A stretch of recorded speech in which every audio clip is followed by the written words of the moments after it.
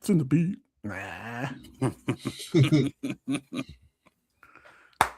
Welcome to Puro Pinche Sports. I'm your host, Jose Garza, and tonight, along with me to talk about some quarterbacks, along with me to talk about some NFL teams on the, NFC Western side of things, it is my boys, Humble, Hater, James, and of course, the man, the myth, the legend himself, Milton. Win. How's it going, fellas? Greetings, everybody. Welcome to the Puro Pinche Sports. Greetings, my two fellow patriots. That sounds good. Thanks, man. That makes me happy. Appreciate that. I'm going to show you enough respect and not call you a cowboy, okay? Because I like you. Hey. Is that respectful or disrespectful? That is respectful, right? It's disrespectful to the team, but respectful to James. I got too much. I hold James up here. All right? Just saying. I appreciate it. This y'all's year, though. Don't say that.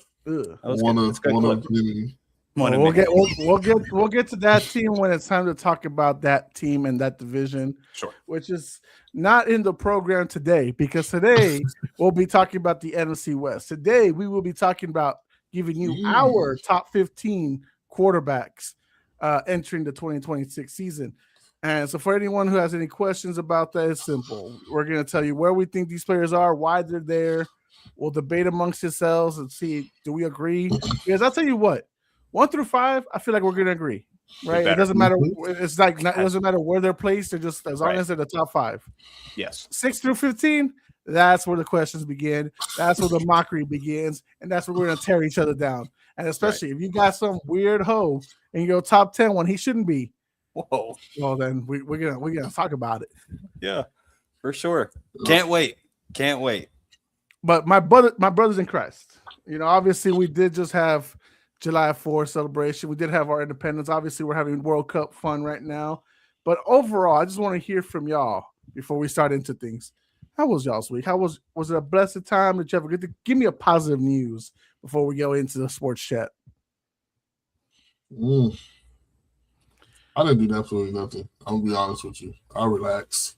That sounds good. I just put my feet up, man. Yeah, just put my feet up, man.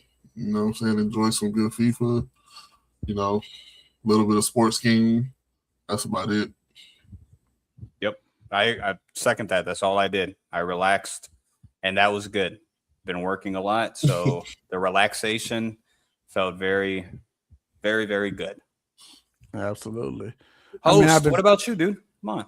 I've been enjoying just the World Cup and all the good stuff and the good, the bad that comes with it. But yeah, just to say, man, being out on the road, driving 10 hours a day, gives you a little tired. So, no, definitely good relaxation weekend with the family, nonetheless. But all right, fellas, let's get started. We're going to talk about the NFC West. We're going to kick it off with the worst team last year. And that is the Arizona Cardinals. Now, the Cardinals no longer have their, star-studded quarterback. They don't have Kyler Murray. They got Jacoby Brissett. They have Carson Beck now. It's disgusting how you say it. Marvin Harrison Jr. isn't your wide receiver 1. It's Michael Wilson. Trey McBride is still there. That's the good news.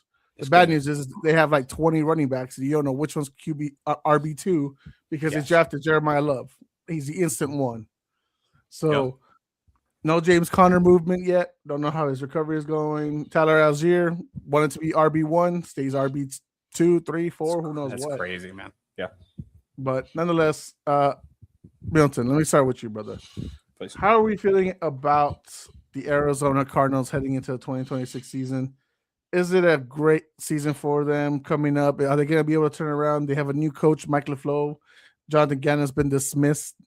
But now we got a new era in Arizona. Is this going to be a good era, bad era? What are we thinking? Well, I think it's too early to be fair to Arizona because I think all of us might poop on them. So to be fair to Arizona, it's the long-term strategy. I can see some, green. I could see some light at the end of the tunnel. It's just, it is a long-term strategy. I see pieces on this team that I absolutely love. On the defense, Walter Nolan, I expect him to become one of these threats on the defensive line that kind of spark this year. I saw a lot of good film last year, and I think he's one of the big ones that'll have a spark. The defense as a whole is probably going to suck, but Walter Nolan, I see positives. Offensively, I see a lot of positives. Just depends on who's throwing the damn ball, because Jacoby Brissett wants a contract for whatever reason. So I don't think that's going to happen. So to answer your question, it's not their time yet. We'll talk about, what we think about their record, but it's not their time yet. But there's some positives, especially offensively, I can see in this team. James, any good movements on your end? You like what you see with this team? They brought in Nathaniel Hackett to be the OC. Nick Rallis is a DC for the team. Do you find anything interesting coming out of Arizona this 2026 season? Let's just say this. I won't put anything past nobody. Some coaching change and changes does spark life in a team. So, just looking back recently, you take a look at what Detroit did when they got Dan Campbell.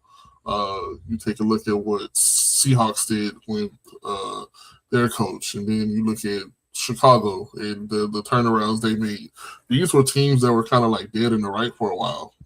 Seattle had their success with the Legion, but they died off after that, after everybody left. So, yes, this team is what we would consider to be as of recent, but like he did say, there is you have prosperity in certain prospects. Like, I was big on Walter Nolan. I was hoping Dallas took him because we needed a DT forever. But I saw him coming out of college. The kid is a physical specimen, man. He just moves bodies. So I like their young cornerback core. We were highly of Will Johnson. We haven't spoken of him in a while, but they got him. They still got Buda Baker leading the troops. And then when you speak of offense, like you said, you got Trey McBride, you got Jeremiah Love, you still got Marvin, who you hope to make that leap. And it's a quarterback-driven league, so hopefully Carson can be that guy. Jacoby Brissett is a glorified backup. I mean, he comes in, he does his job when he needs to, but he's never sustained it enough to become a QB1. So hopefully Carson can learn whatever he can from him, and maybe they just run off a few games, and then you just see a glimpse of hope. But it's going to take a little bit for them to get going, and once they do that, sky's the limit. Anybody can get hot at any time, but as of now, this is a number 4 team in that division. Yeah, I agree. I mean, they're going to struggle. They're a great candidate for 0-17. Just depends on how the new coaching system is going to work with there. I like the Mike LaFleur.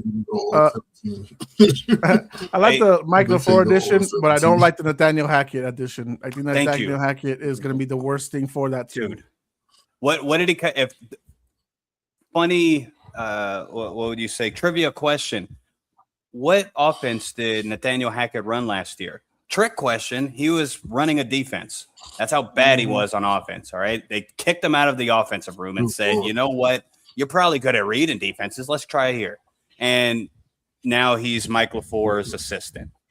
And to be fair, not to poo-poo on Mike LaFleur, I love his brother, but Mike LaFleur as the offensive coordinator in previous years didn't always do so hot, okay? Unless he had a good offensive team, mainly a quarterback, and he doesn't this year. So I do – Jose knows I'm very conservative when it comes to 0-17 because, James, you said it. Honestly, anything can happen on any of these games, right? So, but looking at Arizona's schedule, fellas, which I guess we will, hey – I feel do they play Dallas? Let's just put it out there. Do they play Dallas? Nah, man. Even Dallas, even with y'all not having a secondary, in my opinion, means absolutely nothing for this team. I think who are they going to guard? Listen, when we were supposed to be riding hot, we lost to them. So I remember this. Yeah, that was sad. That was terrible. Day. So yeah. But yeah, Nathaniel Hackett, terrible move. And I don't get that at all, Jose. Nathaniel freaking Hackett. That's absurd. which is funny because I don't know how much y'all know this. He was actually originally supposed to go to Miami and become Jeff Hafley's new quarterback coach. But then 2 weeks later, Mike LaFleur snagged him away to be the OC. I'm sorry. I understand y'all all work together in Green Bay, but shut the fuck up. Find someone new. Find some fresh minds, someone better. Like loyalty. Why are y'all bringing with you a defensive analyst because he wasn't good enough to be an OC anymore? Just for what? You want a short stint in Arizona? Is that what we're doing here? Because that's what it feels like. Let's go get a check. Let's all eat. That's it. Loyalty. It's pretty disgusting. Their loyalty is pretty disgusting. All right. I agree. So how about this? We don't need to spend that much more time with Arizona. Jeremiah Love, good luck to you. They're gonna wear you out quick. Pray he gets a full season. Right. Well, praying, right? Especially if you draft them for fantasy.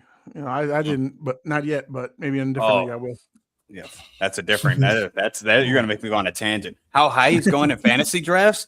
People are stupid. People are stupid, man. He's going as early as second, third round. Second round, y'all are idiots. But it's because people want to strike fire. You never know. If I know. Right. You I get a decent quarterback. Oh my god.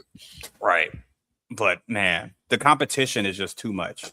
Algier, James Conner, Benson. He's going to be RB1. I agree. Look at all the people that got Ashton Genty last year. Look at all the people that got Ashton Genty last year. How well I was so happy. And he had no competition. Yeah. I was so happy to see that, though. He had spurts. I was happy to see that.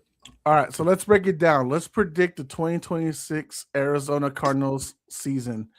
So we're going to go one by one for fairness. I'll start it off, Milton, then James. We'll go in that order. And then from there, we'll see what the final prediction score what final season record we got for them. So, all right, ready, fellas? Yes. Mm-hmm. All right, week 1 at the Chargers. I got them taking an L. L. I'm sorry. L. Oh, sorry. No, it was me, Milton. And James. Gotcha. James, come on, man, get it together. All right, redo it. No, I'm just kidding. I was loss. Definitely a loss. All right. Okay. Week 2 against Seattle. I got that as being an L as well. Yes, blowout. Yes, loss. All right. But week 3 at San Fran. I'm going to go ahead and give it another L, 0-3. Yes. Very bad loss again.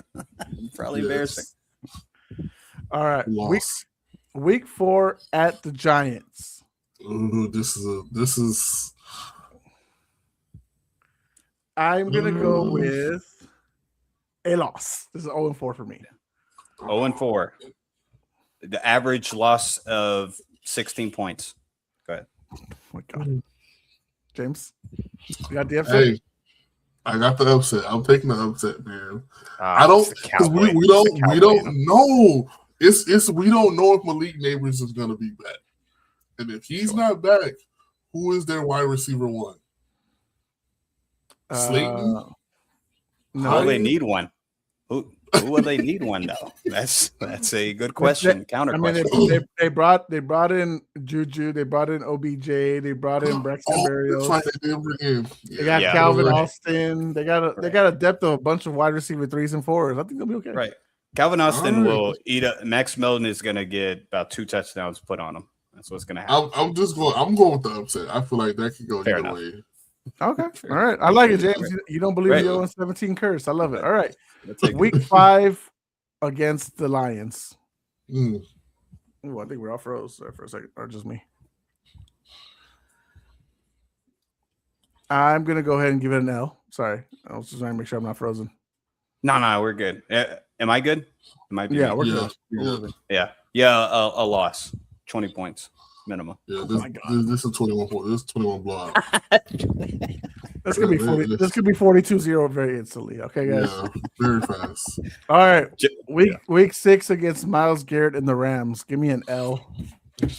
I feel bad. This might be this Jesus. Whoever's quarterback in this game. Just on real quick, Jose, we'll get right back into it.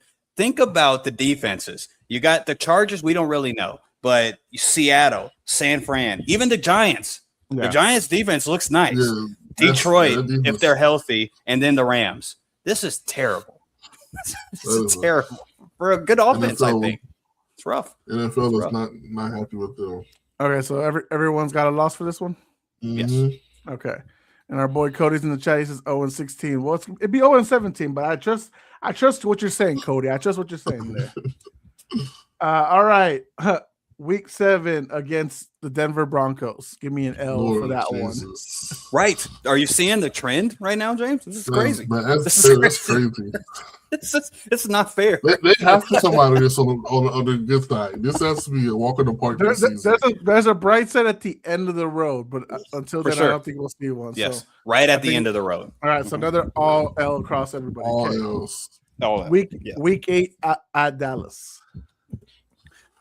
James, go ahead. I'll say sorry. L. Even I'll give Dallas that W right there. L for Arizona. Yeah, George Pickens, CD Lamb combined 350 yards.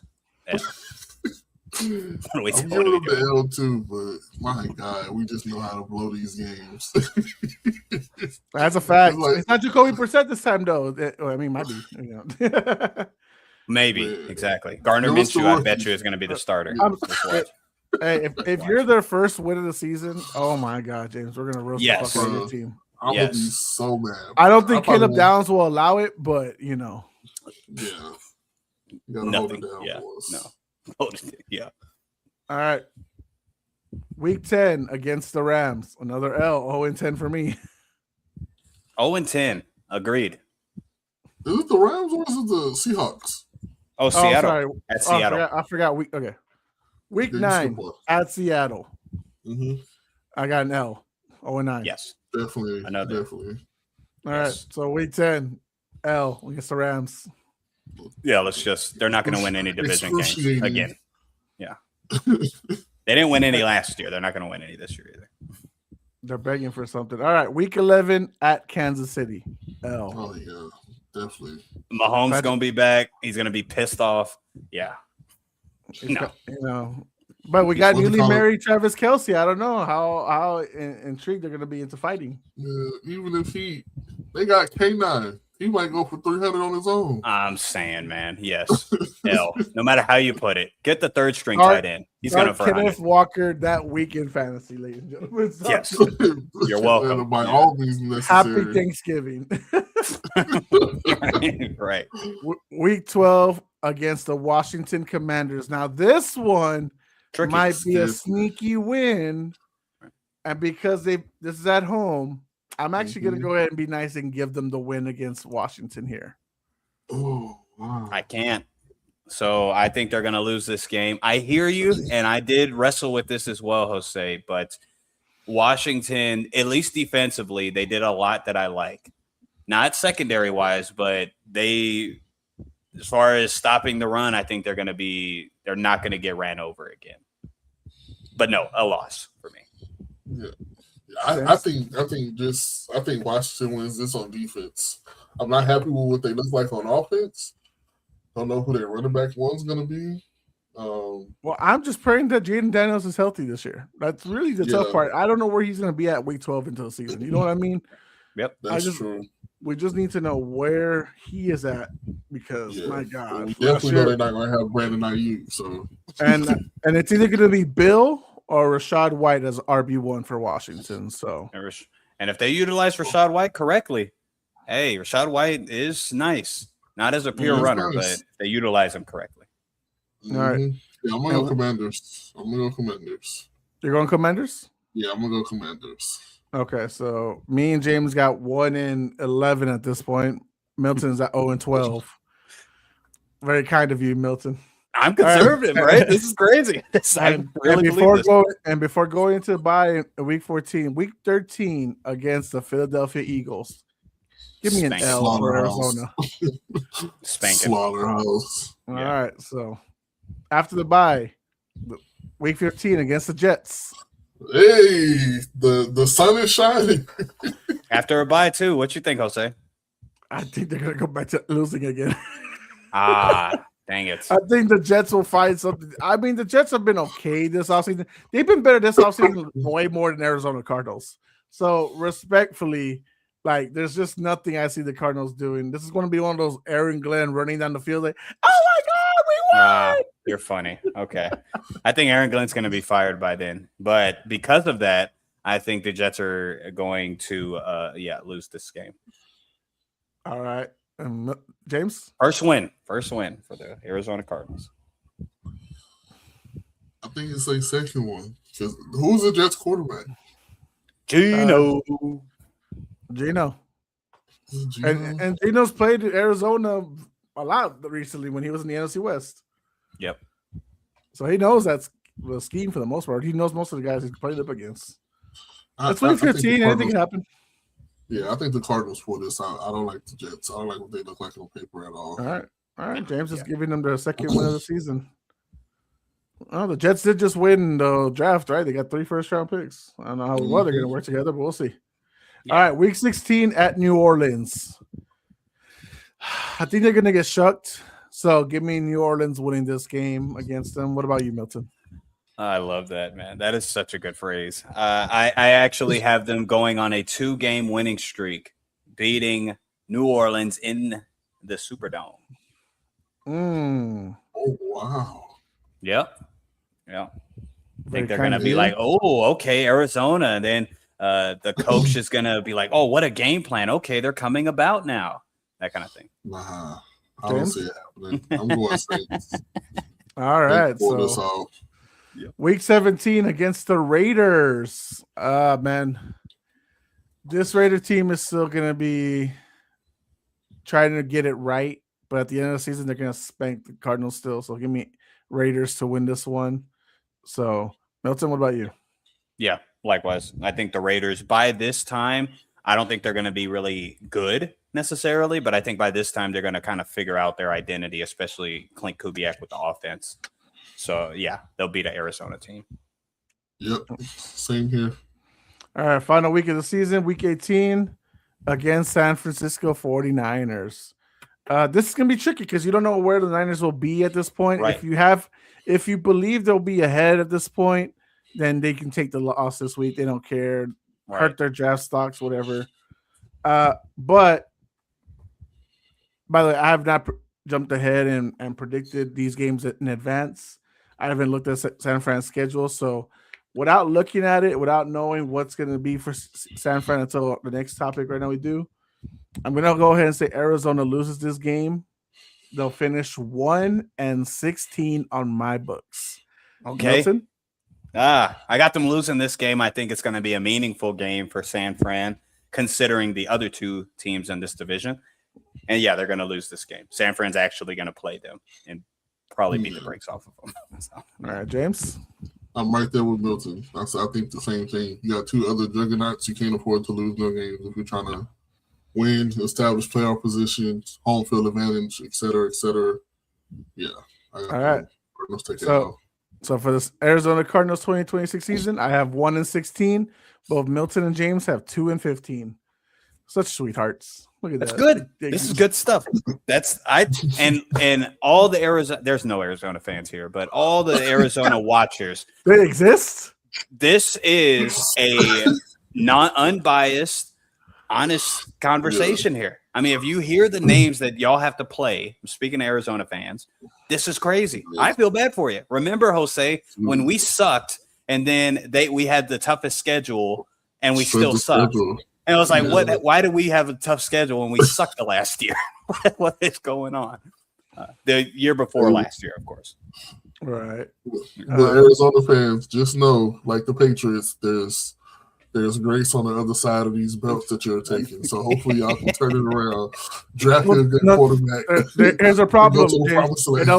They've sucked forever. They are the poverty franchise. They literally are.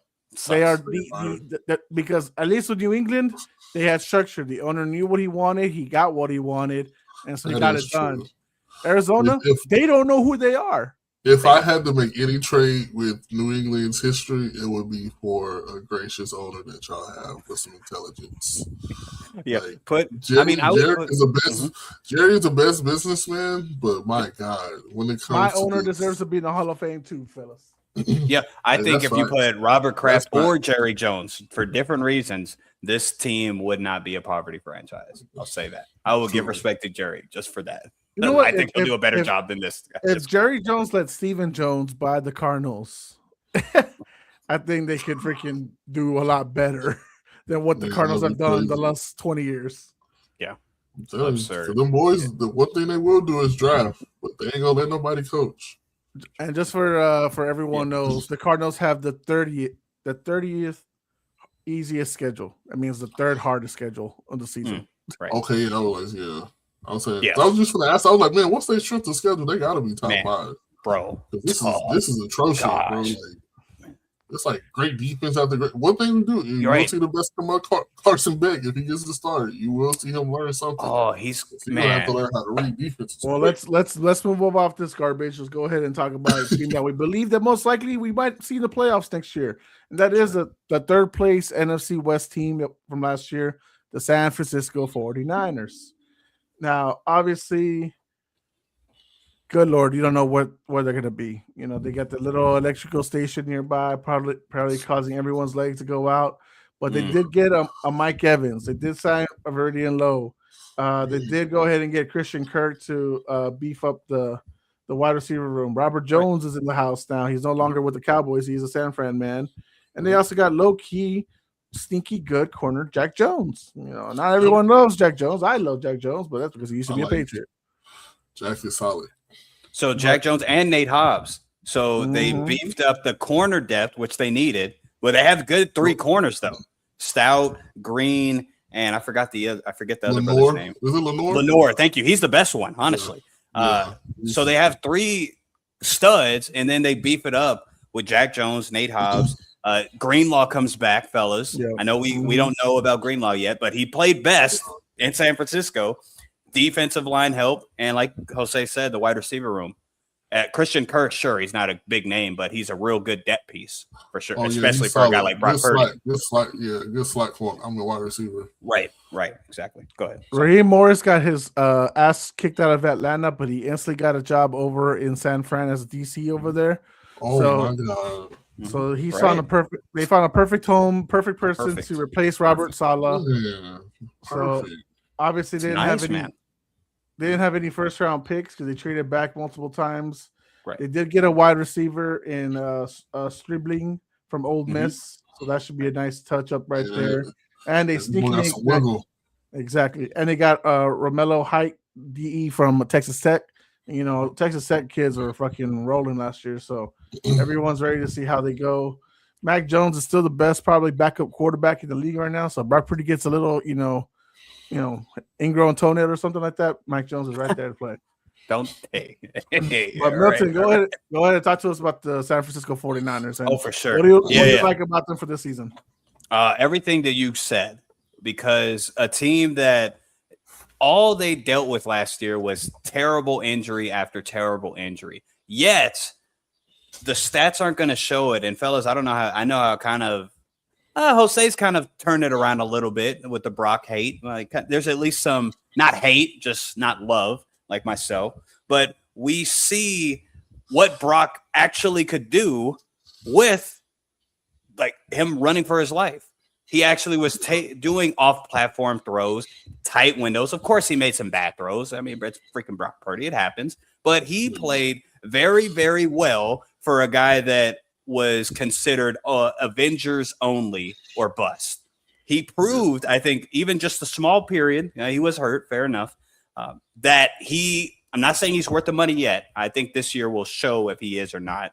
But it showed that he's not just a one-hit wonder, I need the Avengers, that's it. So that's the huge positive. Everybody at least is coming back healthy. I mean, we keep forgetting Nick Bosa and Fred Warner, the 2 best defensive players on the team, the best linebacker in the NFL, and the top 7, top 10 pass rusher. Let's just give it take. I love everything that's happening for San Fran. The only negative is what's happening within the division. You know what I mean? Like they did all these good things, little small, minute Mike Evans.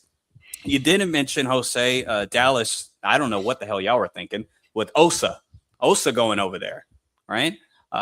Solidifying the defensive line because the defensive line needed some depth. And so everything that San Fran did, I mean, I absolutely love. If there was a negative, it would be there is a question mark with pass rush. Michael Williams got hurt. They were hoping that he's going to take a leap. They got a couple other pieces, as we talked about, and Nick Bosa's coming back. So I think that's going to kind of neutralize, and they'll be back as one of the top 10 defenses. Their interior defensive line kind of sucks too a little bit, though. But that's it, I would say.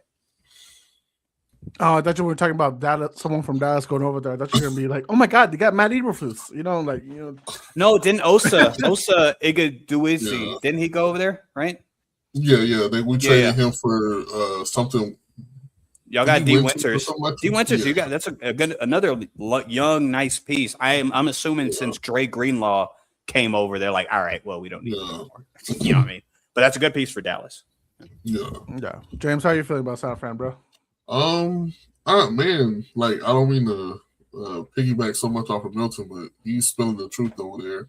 But it's just my main thing with them is always help. It's never. I don't have an issue with their play style, their players. They consistently play with effort, it don't matter who's on the depth chart is on the field. Like they give 110%. Like you saw Ricky Pearsall really take a leap after seeing the field with no Brandon Ayuk. Jennings did the same thing. Hell, the kid that they picked up, the rookie they had behind George Kittle, he was out there showing out. So, and you saw Mac Jones play with life. You know what I mean? Like he wasn't the greatest QB, but when Brock Purdy got hurt, he played with a lot of effort and kept them in a lot of games. So if they can just stay healthy, man, you're gonna see like you say, like Milton said, you're gonna see a resurgence in their defense. They added pieces. We gave them a D tackle. They drafted very well. You get a vet in Mike Evans. So I mean, George Kittle is already a hard one-on-one target to play defense against. And then if you get a healthy Christian McCaffrey that can skate out of the backfield, man, Mike Evans is going to have a field day. And so is everybody that's playing behind him. So it's really going to, like you said, the money's on Brock. Like, can Brock stay healthy? And can he make the right reads? I trust Kyle Shanahan. He's always going to have them in position to play well. Excellent play caller. They DC is top 5. So it's going to be interesting. This is one of the better ones out of the NFC East for sure, with the three-headed monster of the Rams and the Seahawks. So it's going to be a good fight to look at. Yeah, I mean, I think obviously one of the big things that I see from San Fran is that they're going to be still contesting for the first place seed coming out of the NFC West. I don't think they're going to like lay back, and just because all the moves that the Rams did and how successful Seattle's coming out of last season, I don't think they're just going to lay back. I do think that, as you said, James, if they can just stay healthy, this team functions very well, a good oil machine. They're coached really well. They know how to find their replacement coaches very well. As long as Kyle Shanahan's not chewing out the DC for whatever reason, and they got some beef or whatever. I think they're pretty much in a good spot. My only main concern overall is going to be Brock Purdy. Can Brock Purdy take him to the promised land yet again? He has taken him far to at least 2. Is it not 3 NFC championship games? 2, right? Just 2? 2. 2. Mm-hmm. He's taking them to a Super Bowl. There's a very good possibility that even though this is not the Avengers this time, this is not the 1 and 2 punching bag. We don't know what Kittle's situation is going to be because he tore his ACL in the playoff, or his Achilles in the playoffs. Yeah, he's out. They have high hopes that he'll be able to play, but I'm like, that's a year-long injury. Nobody I feel like I get modern medicine is doing so well, but I think losing Kittle is a big piece still, despite the fact they are still very well coached. So, how long can Christian McCaffrey's wheels last the whole season? That's another thing too. As long as they can utilize the weapons they got, because I understand Jawan Jennings wanting big money. You didn't get it, so you left. Cool. But you got Mike Evans. That's a great steal for a legend, for a future Hall of Famer. Mm-hmm. Christian Kirk is not a pushover. He's a really good wide receiver 3 while you're developing still Ricky Pearsall. So I do think there's a lot still going on there. And even then, you drafted a rookie wide receiver. So I do think offensively and defensively, they'll be perfectly fine. One thing, though, we still talk about all the time, O-line. You got one guy you trust, and you got everyone else. And Trent Williams, my God, he's like 100 years old at this point. That's how old he is as far as linebacker, offensive lineman for this 37 is like 100 in NFL. I would disagree. The offensive line actually is pretty good. Pooney's outlier. He's doing really well. The right tackle, McKivitz, he did very well. They were just injured last year, so it didn't really show. I like the Robert Jones signing. I mean, don't get me wrong. Like he'll be a better he'll be a better guard than most other guys have been there. So I think they'll be okay. So we'll see. Any other final takes before we go to schedule prediction, guys? Only thing I want to hype up is this is for fantasy people. Well, I shouldn't say this because you freaking, especially you, Jose, you're gonna snipe me anytime you can. Let me just say it. So before Ricky Pearsall got injured again, he was leading the team in targets. James kind of touched on it. He was showing that he could be a number 1 receiver. he was doing his damn thing, very surprisingly so. And then he got hurt, and then of course, that kind of stopped everything. But people, I think, aren't really honing in on Ricky Pearsall. Like they're thinking, they got 2 older wide receivers, Mike Evans and Christian Kirk. But you're forgetting about their rookie, like you said, Jose, but also Ricky Pearsall, when he was healthy and on the field, he was acting like the true number 1. So also to your point, Jose, it is a good point. Like George Kittle not being there is a negative, but I will say one of the most efficient quarterbacks, period, which we're going to talk about later, is Brock Purdy. And in the red zone is Brock Purdy. Last year, he was pulling rabbits out of a hat every chance he could get. The only issue was he didn't have that reliable target other than Jawan Jennings. And so with a big body like Mike Evans, we already know with red zone threat, I think it's going to be it's a bigger addition than I think people are giving it credit for. That's all I got. My last thing is, man, listen, I promise you, mark my words, Funges is going to make a name for himself without George Kittle on the field. Okay. Mark my words, he will be one of the best tight ends in the NFL. I'm putting it out there. I'm telling you, man. The kid was making plays, bro. Like, sure. I really think he's going to be the perfect replacement for like George Kittle. Say he wants to retire, because like I said, that injury is no joke. But sure. I did see something weird about where George Kittle lives. He has like a at-home rehab facility like built on his property. So, I mean, I think that could probably speed it up because he believes in that international medicine stuff like that. So he bought that recovery for himself. So, I mean, he might be back sooner than later, but I think y'all will see great splashes from his backup for sure. All right. Love it. Can't wait to see it. And speaking of fantasy football, I mean, my championship title reign in one of the leagues I'm in, it's heavy right now. I do have to start defending it this Saturday at their combine, so that'll be fun. But yeah. I mean, I'll be looking to collect more of these and Milton, all the money possible. Is that coming from your neck of the woods, sir? No. Okay, I was just making sure. His differently. No. Okay, yeah. Let's go to predictions now. Jesus Christ. Yeah, we should. What is going on?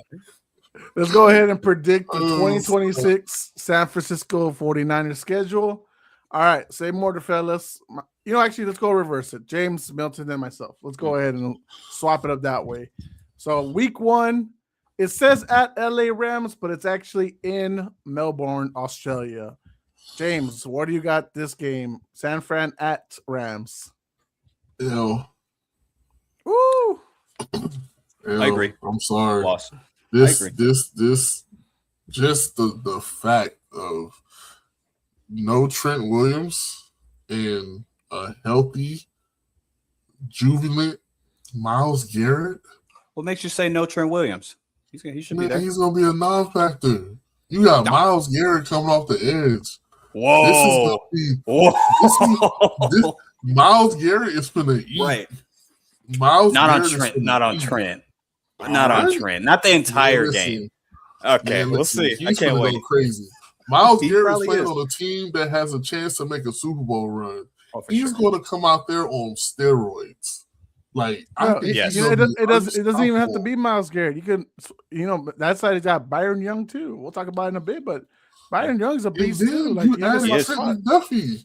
You finna put Trent McDuffie on Mike Evans. Like, dude, this game is gonna be. I think this is gonna be one of the games that'll be lopsided until the 49ers figure out their scheme. Like, I truly think this is gonna be one where the Rams gonna get off early because they got something to prove because they felt like they should have lost last year. So I think they're coming back with a vengeance. They put once again in the offseason, they went all in and they made some great additions. So Yeah. I think with the additions of Watson and McDuffie and Myles Garrett, this is, man, their defense is going to be exciting. Like, you already know what you're going to get on the offense. Mm-hmm. You know what I'm saying? So that's a no-brainer.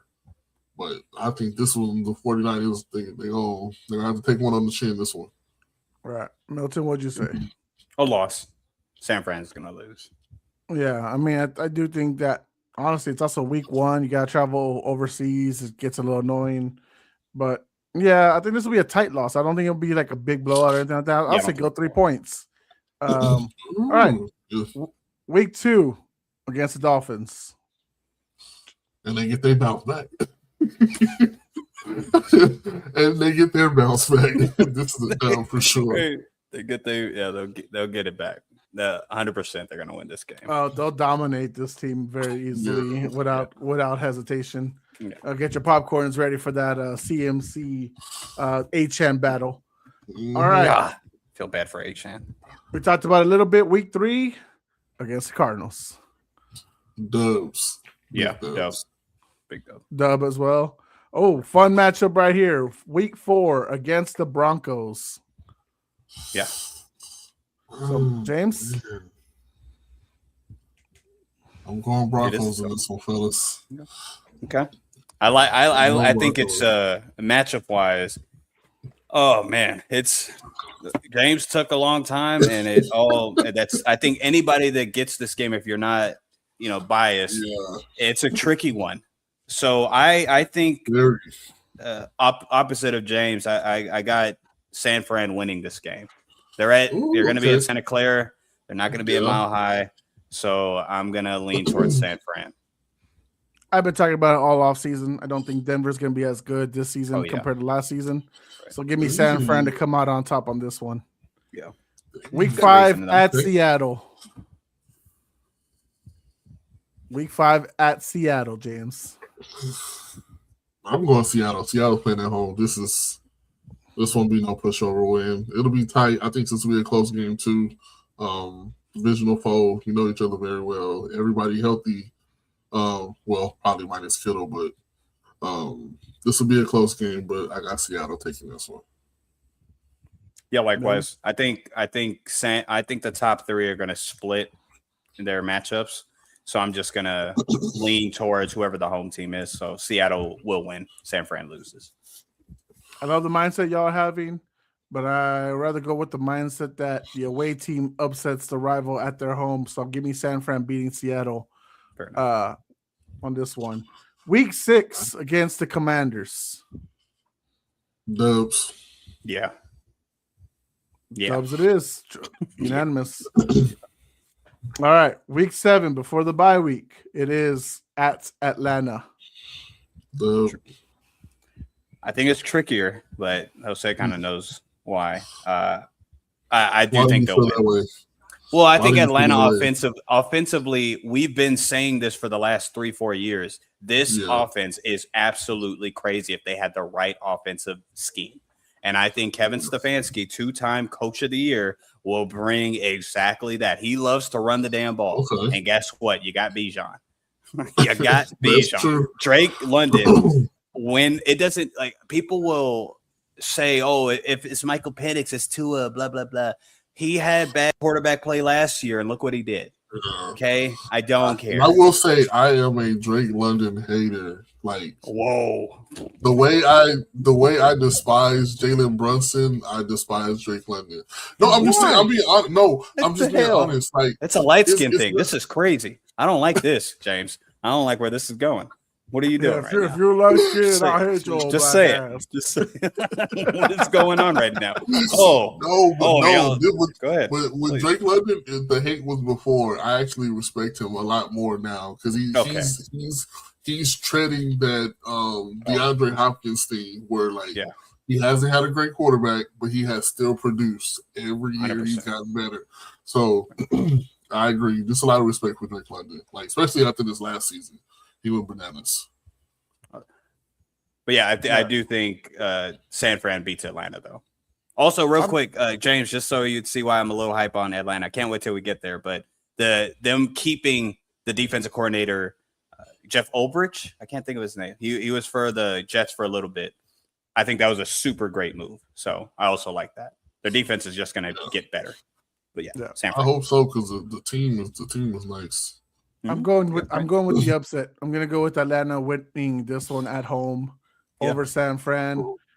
I think they're gonna find methods and ways with either Tua or Penix. I think they're not gonna heavily rely on the quarterback. I think they're gonna rely on small short passes. They're gonna find Kyle Pitts somewhere, but Bijan's gonna be the star of the show. And they better find Kyle Pitts. They get him a bag. Hey, just because they give him a bat don't mean they give him anything else. They don't give him the ball. They don't give him a touchdown. I think they will. What happened? Harold Fannin last year, right? Kevin Stefanski feeds his tight ends. That's why he got paid. Stefanski saw him in practice, said, "Hey, what are y'all doing? But you better pay this man. What have you met the Falcons quarterbacks? I get you. I can't wait till we go to NFC South. We'll talk about it there. All right, we'll be there in a few weeks. All right, after the bye. Week 9 against the Raiders. James, where are you at here? Dubs. Are you writing this down? Because I ain't really writing this down. Nope. Well, I got them winning. The Arizona was easy because I can tell you we weren't going to pick a lot of wins. This one, I'm not keeping track. That's on you, Papa. This is what editing is for. Okay, good job. All right. And we all agree on dubs. So that's what I'm going to go with. We're all agree on dubs. All right, week 10, fun matchup at Dallas. Oh, James. Oh, this hurts one, too. San Fran and Green Bay. Real quick, James, before you answer, which team do you dislike more, Green Bay or San Fran? Yeah, which one do you like least getting the belt from? I didn't say that part. It's the truth. It's the truth. I would, and if I had to choose more, it's San Francisco. Okay. Reason being, my very first Cowboys game was against San Francisco, and that's when Colin Kaepernick and Vernon Davis went crazy. Like, shout out. So that was a good time. Shout out early 2010s. Yeah, that was a good time. But it's just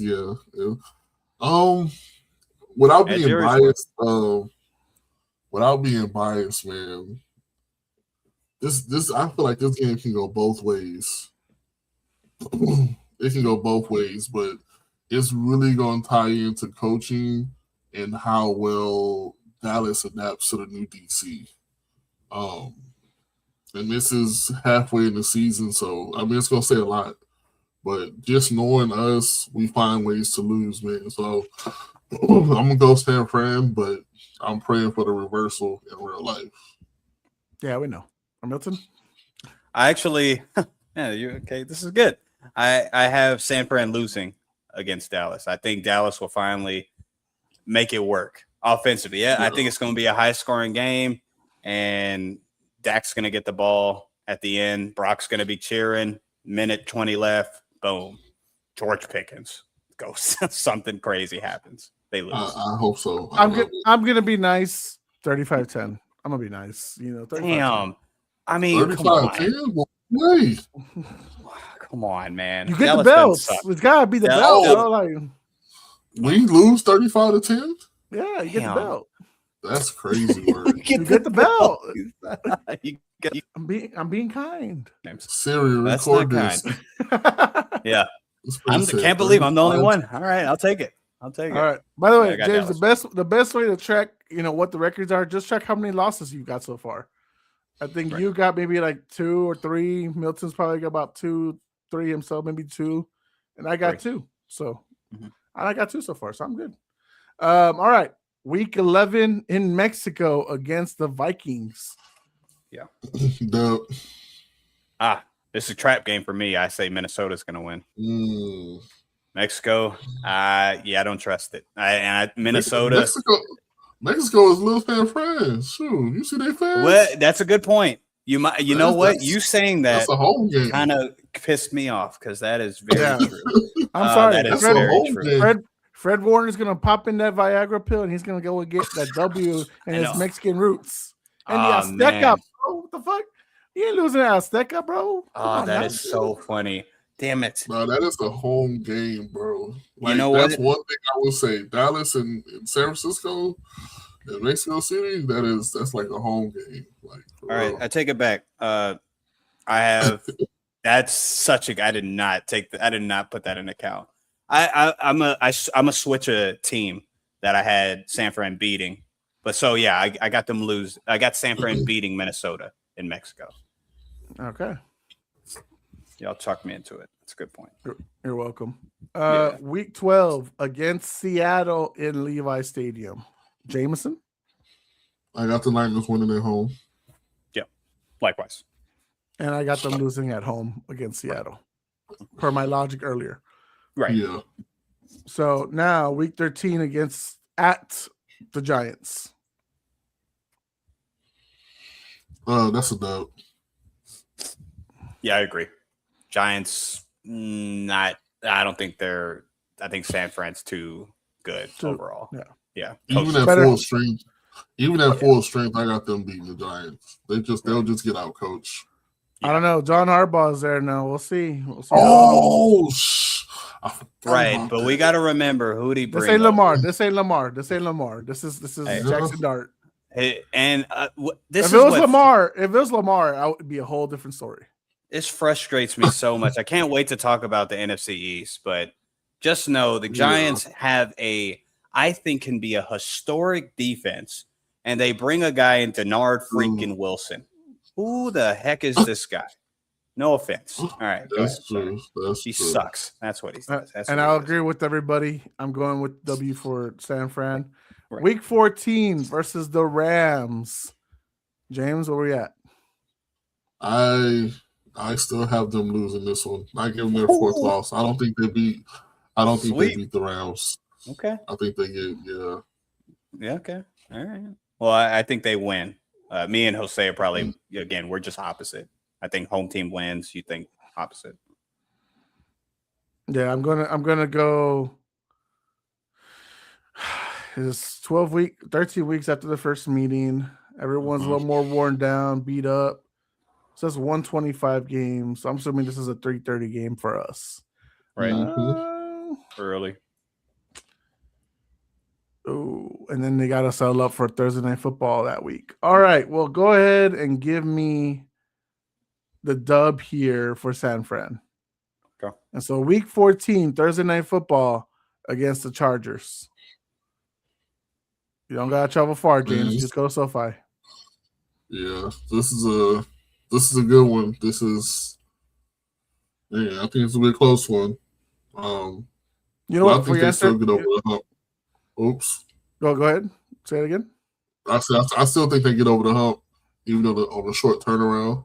I have them beating the Chargers. You know, Milton, I'm going to reverse my week 14 pick. I am going to go with the Rams sweeping the Niners for the season. And the reason being is because I think they'll be saving more energy for that Thursday night football game. I think they're going to play conservative against the Rams. So I don't think they want to show them the whole book, the bag of tricks just yet in case they see them in the postseason. So I think they'll take the L there against the Rams, and then SoFi Stadium becomes San Fran City, and they go ahead and win that one. Well, that's reasonable logic, so fair enough. I'm in opposition to you guys. I think the Chargers, because it's short notice, I think opposite of you, really, Jose. I think they're actually going to want to beat the freaking Rams. It would be probably smart not to, but I think they're going to really want to beat the Rams, and short note, the Chargers are going to take advantage of that. SoFi will bleed red that day, I'm telling you. All right, week 16 at Kansas City. My goodness, it's a tough schedule. At the end, right? Yeah. 15 easiest, by the way. Right in the middle, right.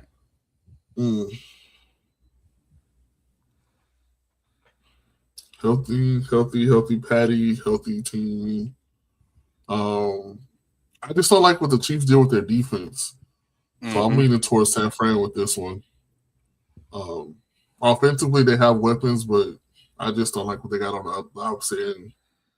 Lost a few pieces, so I'm giving a nod to the Niners. I got the Kansas City Chiefs actually winning this game.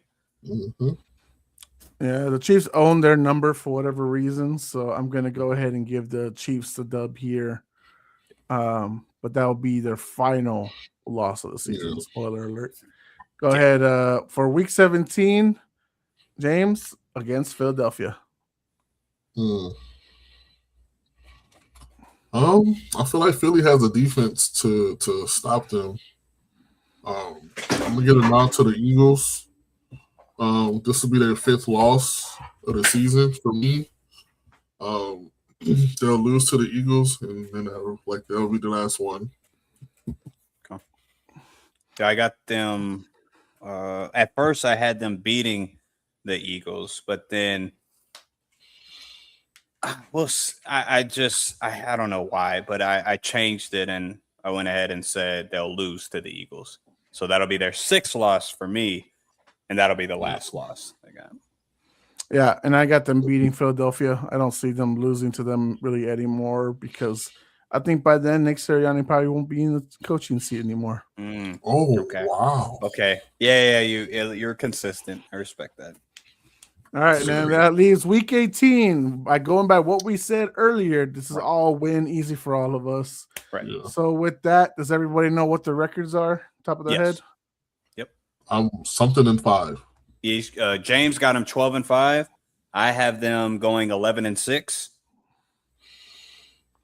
I think I got them 12-5 as well. Okay. Yeah. I thought I was going to be higher. All right, fair enough. I like that. Good. Oh, it was last year. You didn't believe in them, but I told you, it's an easy schedule, dude. They're gonna freaking make it. And their injuries had stuck, I would have been right. Well, they did, but they got away with it because they're easy schedule. I mean, exactly. They could deal with it. Yeah, I agree. Everyone talks about the Patriots' easy schedule, but look at the a lot of teams made it. Yeah, a lot of teams made it because of the easy schedule. The Niners will have the 15th easiest schedule this year. Right in the middle. So, however that makes y'all feel. All right. We're going into the second place team from last year. That will be the Rams, the newly all blue, get rid of some yellow LA Rams. My God, what powerhouse moves they make by trading a 1st, a 5th, a 6th, and a 27th third for Trent McDuffie. Then they gave away their second year defensive end Jared Verse, a 27 first, a 28 second, and a 29 third. That could be turned into a first if Myles Garrett is traded to an AFC North team, which I doubt it will, but we'll see, for Myles Garrett. And then you go ahead and make one of the most baffling, saddest, pathetic looking trades draft picks in the world in Ty Simpson. QB3 as of right now, by the way, if you don't know. So, but other than that, my goodness, the Rams are red hot favorites to win it all. Not really much has changed too much as far as them. I mean, no, they got Cliff Kingsbury as the assistant head coach now, so they added that. Robert Woods is retired and he's now an assistant wide receiver coach. But so there's really not too much going on in the coaching changes there. They kind of kept everything structured. But for what we know, this might be Matthew Stafford's last year. We're going to keep going on that route every year. Now that he's an old man and he's got his MVP in his ring. So we'll see how it goes. But fellas, how do we feel about the Rams 2026 season? Who speaks first? Go ahead, Whoever. James. You got it. I think it's win or bust. You put all your eggs in a basket to make critical changes, to give up picks. You gave up some youth. Just trying to hone it all in and go and get you one. I like every addition that they really made, honestly. I thought the draft pick was kind of atrocious, but to say the least, man, I think just really showing your players and fan base that, like, you guys are all in and you're really trying to get it done. You find a way to get Matthew Stafford to come back. You got one of the brightest and nicest head coaches in the league, and they just ready to put it all together. So, like, it's really on them. It's like if they want to win, they got to go out and take it. They got all the pieces to get it done. So they kind of have no holes in their game. So it's up to them to win it all. Yeah, Well, I would agree. It's Super Bowl or bust. That's all I got to say. Go ahead, Jose. Yeah, you really don't got much to say at all. They're coming off a season where really it was them or Seattle that could have won the whole thing. Whoever came out the NFC championship game was going to probably win the whole thing. And Seattle just got it, by hook by crook. They won the whole thing. This year, the Rams, they came in hot. They said, fuck them picks one more time. And yeah, man, fuck them picks was right. They look scary as hell. Yeah. Jesus. As long as you stay healthy, as long as you can stay coordinated and no one's playing a hero ball or anything like that, this looks like the team to beat. Next year's Super Bowl is going to be in SoFi Stadium. The Rams last won their Super Bowl in SoFi Stadium, so they're looking to repeat that one more time. So we don't got much more to say about it. Let's go ahead and just break down the schedule and let's see. Yeah. Do we think they're scarier than what we, as everyone thinks they are? So remember, check your losses because that's really the best way to go about this team. Especially these teams, yeah. So let's go ahead and predict the 2026 Los Angeles Rams record. Week 1 in Melbourne against the San Francisco 49ers. I believe we all currently have a W for week 1. Yes. Yeah. All right. Yeah. So in this order, we'll actually go ahead and do Milton, James, and then myself. So we'll go from here. So week 2 against the New York Giants. It's going to be a dub for the Los Angeles Rams. Dub. Week 3 at Denver Broncos. This is going to be a highly anticipated matchup early on in the season. Yeah. So I think because of everybody's going to be healthy, I think Denver secret weapon is going to catch a lot of people off guard. A lot of teams, excuse me. I got Denver winning this game at Mile High. It was probably at SoFi, probably not.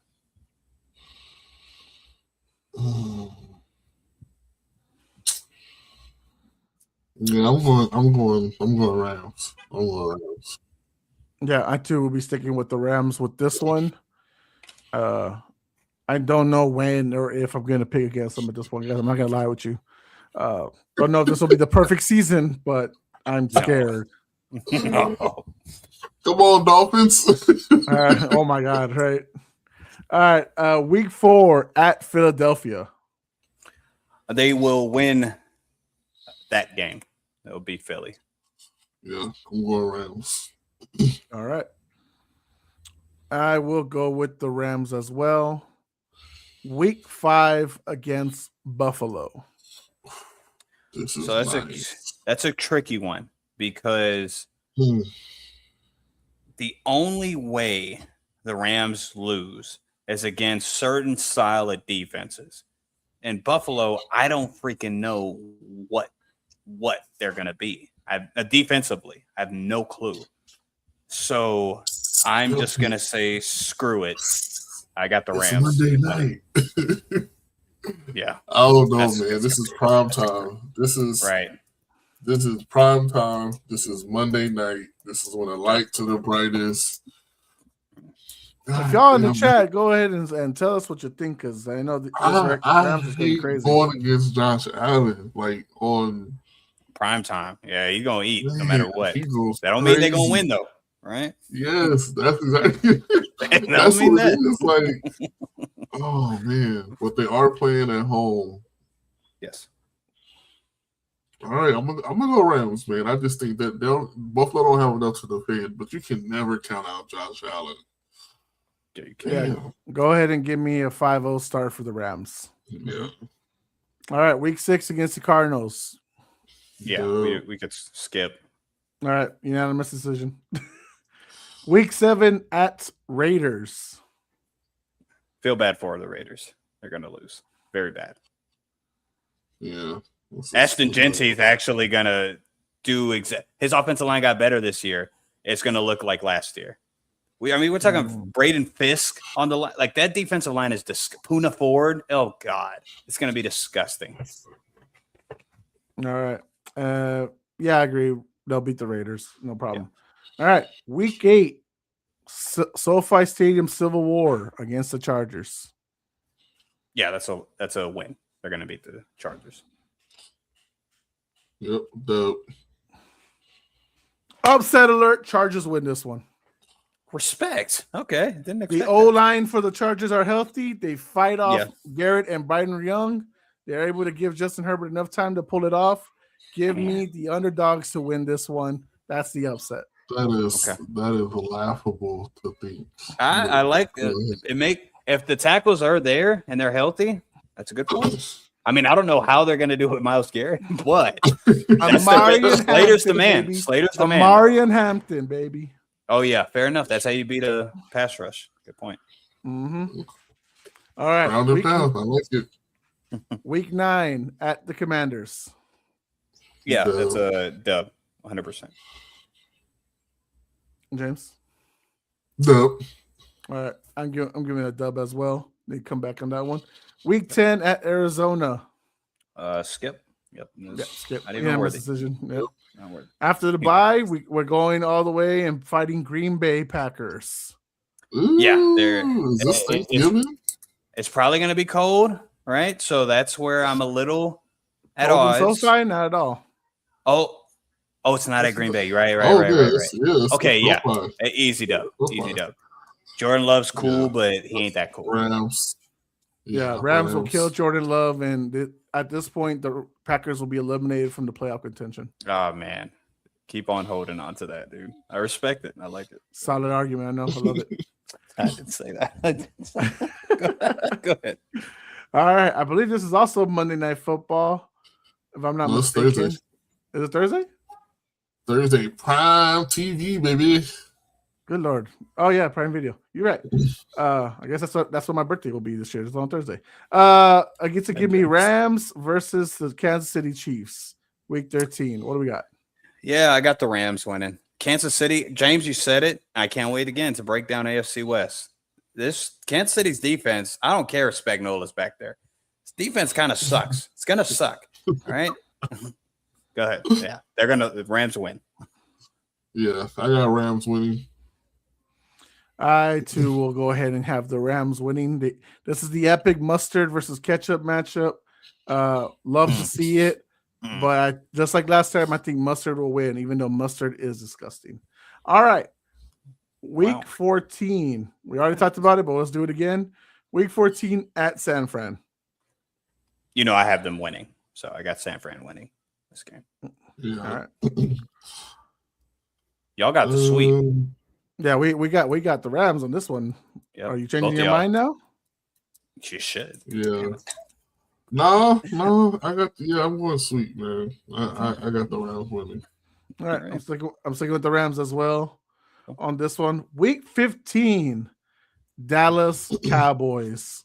Milton? Yeah, this sucks for you, James, because again, only way to beat the Rams is with either a fantastic pass rush, or B, a very, very good secondary, mainly a corner room that can guard the two a-holes that we're going to feast this year, right? And y'all don't have a corner room. Y'all have good safeties. I love your safeties, but you have no corners. Sorry. Dallas is going to lose this game. The Rams are going to win. Yep, that's true. I agree.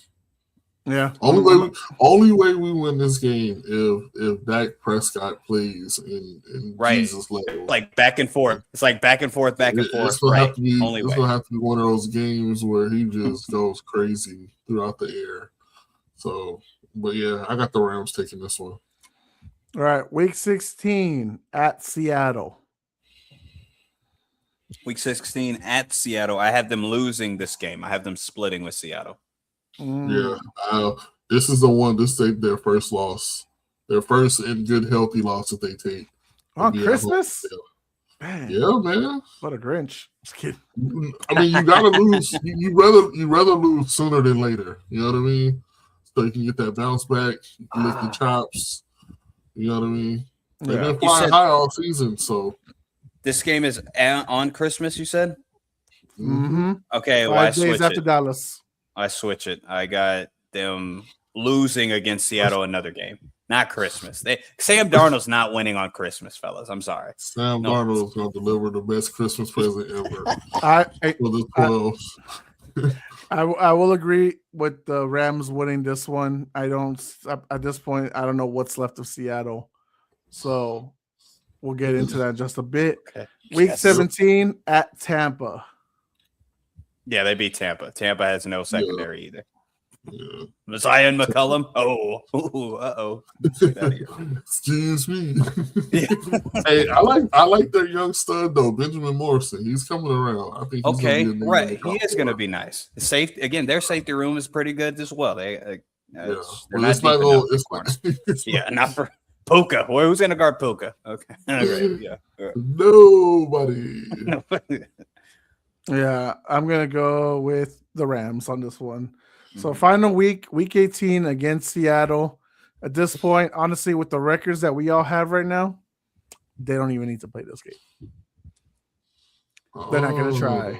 They're not going to try. That makes more sense on why I have them winning now. Okay, good. Okay, that's cool. Cool, that's fine. Seattle wins just by default. Let's just say that, right? Yeah. Okay. So I have the Rams going 14-3. James, who you got winning the week 18? And what's their final record? Yeah, I got the Rams winning, and that'll put them at 17-1. 16-1. Oh yeah, 16-1. I'm sorry. You're good. Yeah, with the bye week. My bad. I will have Seattle win this one because the Rams are not going to try. They've already locked up the NFC first place. Sure. This will put them at 15-2. Okay, that's kind of a good truth. I'm the low end. That's for a team that was so good. Going through the schedule defensively, teams wise, it's good teams, but defensively, it's like, man, who's gonna stop this team? Who's gonna stop them? It's really hard to pick that. Seattle, San Fran, Denver are the only defenses that really are, at least personnel wise, that can do something. Still doesn't mean they will. So that's right. At the end of the day, these are all hypotheticals, man. We don't know what injuries are gonna play, what players are gonna just take a leap of faith to start going crazy. You know what I mean? Mm-hmm. You got rookies that show up out of nowhere. Mm-hmm. You had your Odell Beckhams, your Puka Nacuas, so something or anything can happen. So of course. Well, let's get into anything can happen as we move on to the champions of last year's Super Bowl, the Seattle Seahawks. They've said goodbye to Clint Kubiak. He is now off to being the Raiders head coach. Mm-hmm. They've actually said a lot to the coaching staff because a lot of them followed Clint Kubiak as their run coordinator, quarterback coach. They all left.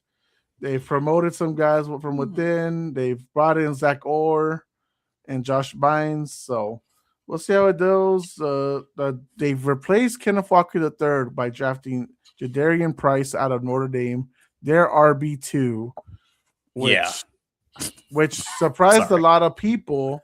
But a lot of college analysts believe that he would have been RB1 if Jeremiah Love and all that wasn't there. So who knows how true that is? We'll find out this year because Zach Charbonnet tore his ACL during the playoffs, so he might not start this season, or he might not be able to play for the most part. So we'll see how that goes. Right.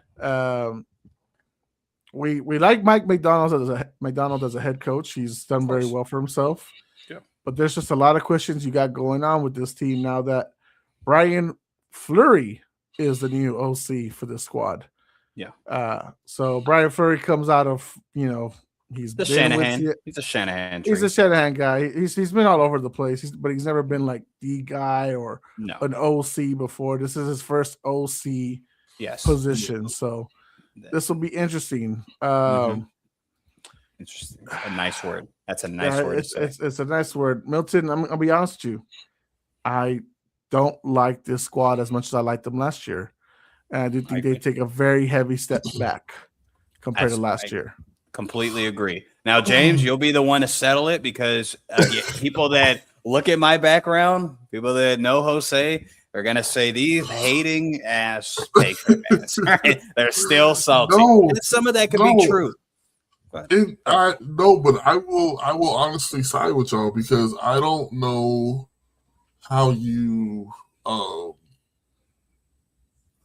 Sam Darnold is your perfect balance of like, don't give me too much, give me just enough, and I'll take care of the rest. Like, right, you're not asking him to be like an Aaron Rodgers, Ben Roethlisberger, Drew Brees, the guy that's gonna go out there and make all his own checks and mics and stuff like that. He's gonna run the play to the T, and he's gonna throw the ball where it needs to go. But his perfect balance came, I think, from Kenneth Walker's ability to run the ball and keep them even killed. And to let a guy have the season that he's had just walk away blatantly without even trying to re-sign him is crazy to me. So I agree with Jose that they take a step back. I don't know how far because I do think they still have weapons. I like them talent-wise at the wide receiver and tight end positions specifically. I still think they have a nice O-line. I think the defense is still scary, man. Like they're top 5 undoubtedly. Like probably top 3 if you. I think that's what we agree on. I think we all agree on the defensive side. It's the offense. Yeah, losing. I just think losing K9 is crazy. I think it's. I don't know about the OC. I don't know about the OC part. I didn't know they lost the OC, but I know for sure. Now, I agree with you. I agree. I think both of us agree with you as far as K9 being a big loss because I don't think they have to pay him too much either. But I think a huge aspect is Clint Kubiak. Clint Kubiak, Jose, you've heard me praise this brother for the last 2 years. So Clint Kubiak, I believed in, and going to Seattle, I didn't believe in Sam, but you're going to get the best out of Sam when you deal with a guy in Kevin O'Connell and then Clint Kubiak.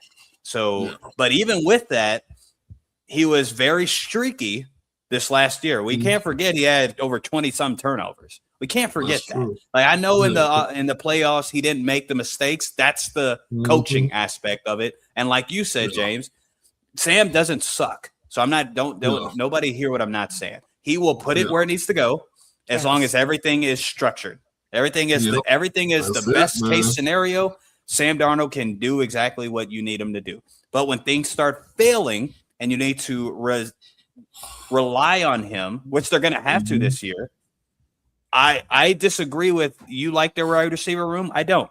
JSN is nice. Cooper Kupp, we'll see. Their tight end room, I agree. I like the 2 tight ends, AJ Barner and the other brother. I do like that.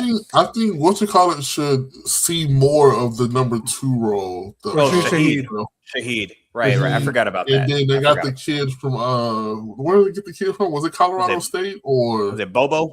Jake Bobo? No, I mean not Bobo. It's the Horton kid. He's a speedster. Horton. Right. Yeah. He's right. So if he takes that step forward, you know what I'm saying? Like if they move him up a little bit, let him see the field with those 3, I think there'll be a nice little a nice little trio, him, Shaheed, and Horton. But you do need a running game, though, right? Because otherwise, at the end of the day, you got to be able to tote the rock.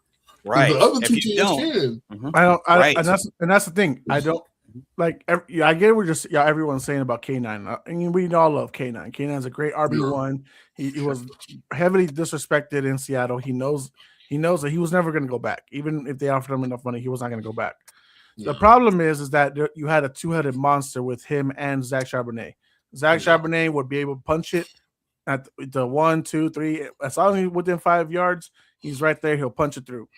This year, you might not have him. I don't know what his status is going to be for most of the year. Jadarian Price is an okay running back. I don't know if he was worthy enough to go for the first round. This feels like when Kansas City drafted that one guy in the first round. And it was kind of like a bust, but he's like 3 titles with them. Was it Clyde Edwards-Helaire? Yeah, there you go. CH. Right, Clyde Edwards-Helaire. That's what Jadarian Price feels. Okay. And I get that he is coming out from being the number 2 behind Jeremiah Love, but there is things to this. There's a reason why no one was talking about Price as a first-round guy. And so them going for a reach, maybe it's because, like I said, they don't have the running backs as they want, so there's going to be a little bit of trouble. So we'll see. It's the offense that I'm more worried about for this team than anything. It's not the defense. The defense is going to be great. They're going to be studs as always. But the offense, guys, hear me out. O-line's good. I'm not going to say nothing bad about the O-line because I like the O-line. So they surprised me last year. Right. It's good. Yeah. Y'all didn't like the Patriots in the postseason offensively? That's the Seattle Seahawks this whole season. Plus, what with JSN, you know what I'm saying? That's what I feel is what respectfully it does. Respectfully, it kind of mirrors. If you really look at it, do you know what you got in your running back room? Because we didn't know. Apparently, we have Travion Henderson. We didn't use him. We have freaking what's his name still freaking being an RB1. So I don't know. I'm wondering what Seattle's gonna do. Maybe they'll go and be a threat again. But right now, I don't feel it. I'm not scared of them. I'm not scared. So let's go into the schedule. Let's go ahead and predict the 2026 season for the Seattle Seahawks. I'll go ahead and start it off. And I'll let Milton go last. I'll be first, James will be second, and Milton will be last. I'll kick it off. Week 1 against New England, L. Dead serious, L. As soon as they got AJ Brown, L. You can go against me. It's fine. You won't hurt my feelings. I know, but I kind of agree. Because I didn't know they lost their OC. So that's a big deal. I'm gonna go L2. Because you're playing a prominent defense. Yep. We got Gonzo over there, baby. Yes, I think the Seattle Seahawks will lose their opener and their ring stupid ceremony. And all of that. Also, real quick, nobody said this as a negative. Their pass rush, I know it's a committee pass rush, but losing Boye Mafe, that is a kind of key loss. Like he was honestly the best winner as far as pass rusher on the team. And they didn't replace him. I think the team, again, defensively, they'll be fine. I don't think they'll be top 5. I think even not Kobe Bryant, but Bryant, the safety, they replace him with what? Bud Clark in the draft. That's not going to be immediate. You know what I mean? Yeah, so it's going to take some time. But they're going to be fine, but just not that great, in my opinion. As a head coach, I think they're going to next man up mentality for those guys. So the defensive identity's there. So, yeah, I agree with that. But, yeah, they'll lose to New England first game. Yeah. All right. Week 2 at Arizona. That's a W. Yeah. W. All right. Week 3 at Washington. That is sneaky. That's sneaky because Jaden Daniels early in the year, healthy, sneaky. I'm gonna go with Seattle because that defense is fucking good. Okay, yeah, but it's sneaky. It don't matter. It's sneaky. Huh? Okay. Go ahead, James. Say it again. I got dubs. That's dubs. I got the Dubs getting the dub. All right, Seattle's going to have a problem. Jaden Daniels is going to be running all over them. Okay, they're going to wish they had Boye Mafe. That's what they're gonna wish. They're gonna see Dexter Lawrence gonna be showing his age. Like, damn, I can't get him. Washington, big dubs with the dub. Okay. Track your losses, gentlemen. All right, yes, sir. Week 4 against the Chargers. Give me the Chargers coming out on top on this one. No way. You gotta understand, bro. I got Seattle. You gotta understand. With the Seattle. Chargers, you got a healthy O-line. You give Justin Herbert the amount of time he needs. That's all I'm just saying. That's true. I'm just defense wins. Offense might struggle, but defense wins, and the Chargers' offense is kind of cheeks. What? Okay, I don't think James, know this. Okay, Mike McDaniel is the OC now. Mike McDaniel. No, but they're like I know that they lost their OC, and I know that John Harbaugh is one dimensional. He loves to pound the rock, but eventually Seattle's gonna put them in a place to where they have to pass the ball, and that's where they feast at. Their defense turns the ball, like their defense gets the ball back to the offense. Like, and then even if they don't, I feel like their defense can do enough to win games versus these subpar offenses. That's what I'm saying. Like, what now makes when you gotta play the, go ahead, James. They just do. They're ferocious. They fly around. Like, it's Mike McDaniel offense. Remember, well, do we agree that Justin Herbert is much better than Tua? Right. Well, sure. Right. Sure. And who? Wait. How do you feel about Herbert and Baker, James? Are they close? James, are they close? Are they farther apart? Baker Mayfield? Mayfield. Yes. Yeah, no, the Baker. There's no Baker Stallion, Baker Mahomes, nothing like that. I'll take Baker over Herbert. Shut up. I got nothing to say. Why? Stop it. We're not in the QB part yet. We're gonna get there. I'm going based off of previous. Sorry. The reason I brought it up is because Baker was able to cook with the high power offense last year against Seattle. So if Justin Herbert's, me and Milton will say he's better than Baker. Yeah, I think that they'll be able to cook Seattle in ways like that. They're not light years apart. They're like in the same stratosphere. I'm just saying, I would take Baker, like with what he has versus what I'm looking at. What the Chargers have offensively. I'm talking about weapon wise. Okay, the offensive weapons that Baker Mayfield has on Tampa Bay right now. Versus, really? Yes, I like what he has over there. Okay. He does have decent. I'm not gonna say he doesn't have anything, but I think the Mike McDaniel coming with Justin Herbert, the guy that everybody 5,000-yard passer, last year had no offensive line and still got his team to make the playoffs. He had the worst offensive line and the worst weapons, and still cooked. That's what right. That's what I'm saying. But weapons. This year he does. And he does have weapons. They got David Njoku. Mm-hmm. We're gonna slaughter for the tight end. Okay, we'll see. I didn't know they had Njoku. Two good tight ends, Gadsden and Njoku.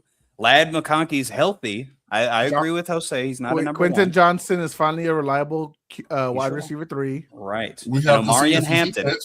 We still have to see if he can catch. I'm sorry. We have to see if Quentin can catch. Okay, you want to see back-to-back years. Okay, it's consistently. Fair enough. Okay, fair. That's fair. That's fair. All right. So let's go. I got a loss against the Chargers. James, you had a what? I got a dub for the Seahawks. And I have a loss. I think the Chargers are going to beat the Seahawks. Yes. All right. Oh man. Oh, the quarterback conversation is going to get spicy with James here. Oh yeah. For sure. All right. All right. Week 5 against the 49ers. I don't know remember where everyone had what on this one. So I got split. I think I had split 2 on this one. But I think I said Niners would win in Seattle and Seattle would win in San That's how you picked it. You went away team wins. So I went home team wins. So this will be an L, so they'll start 2 and 3. So James, I got to win a dub. Okay.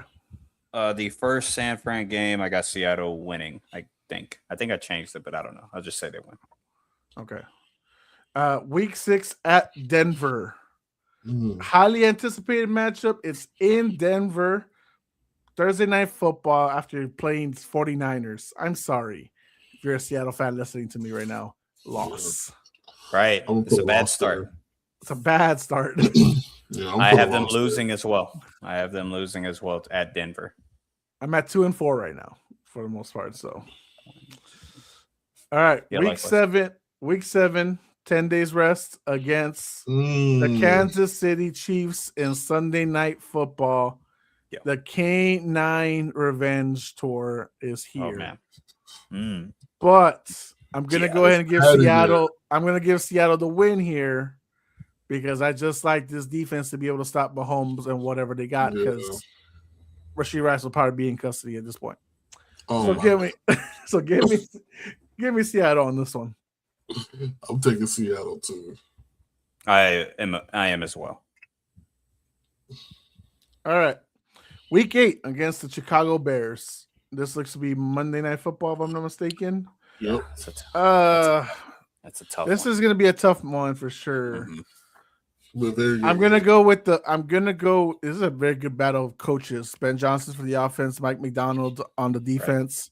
Right. Mm-hmm. This is just going to be on the opposite side it goes. Dennis Allen going to out coach Brian Fleury. I believe that's his name. You got it. Yeah. Okay. Mm-hmm. Which I think he will. Dennis Allen is a great DC. Yeah. Chicago's is on the rise this year. Seattle's taking a little step back. I don't know Chicago's going to play well at the 12 though, so I'm going to go with Seattle on this one.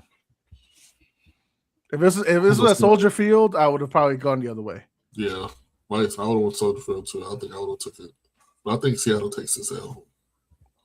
Takes the L? No, I said I think they take this at home.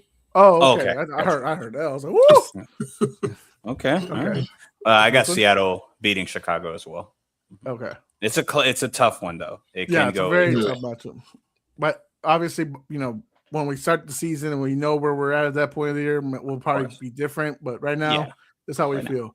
Week 9 against the Arizona Cardinals is sweet for all of us. No discussion to be needed. Week 10 at the Raiders.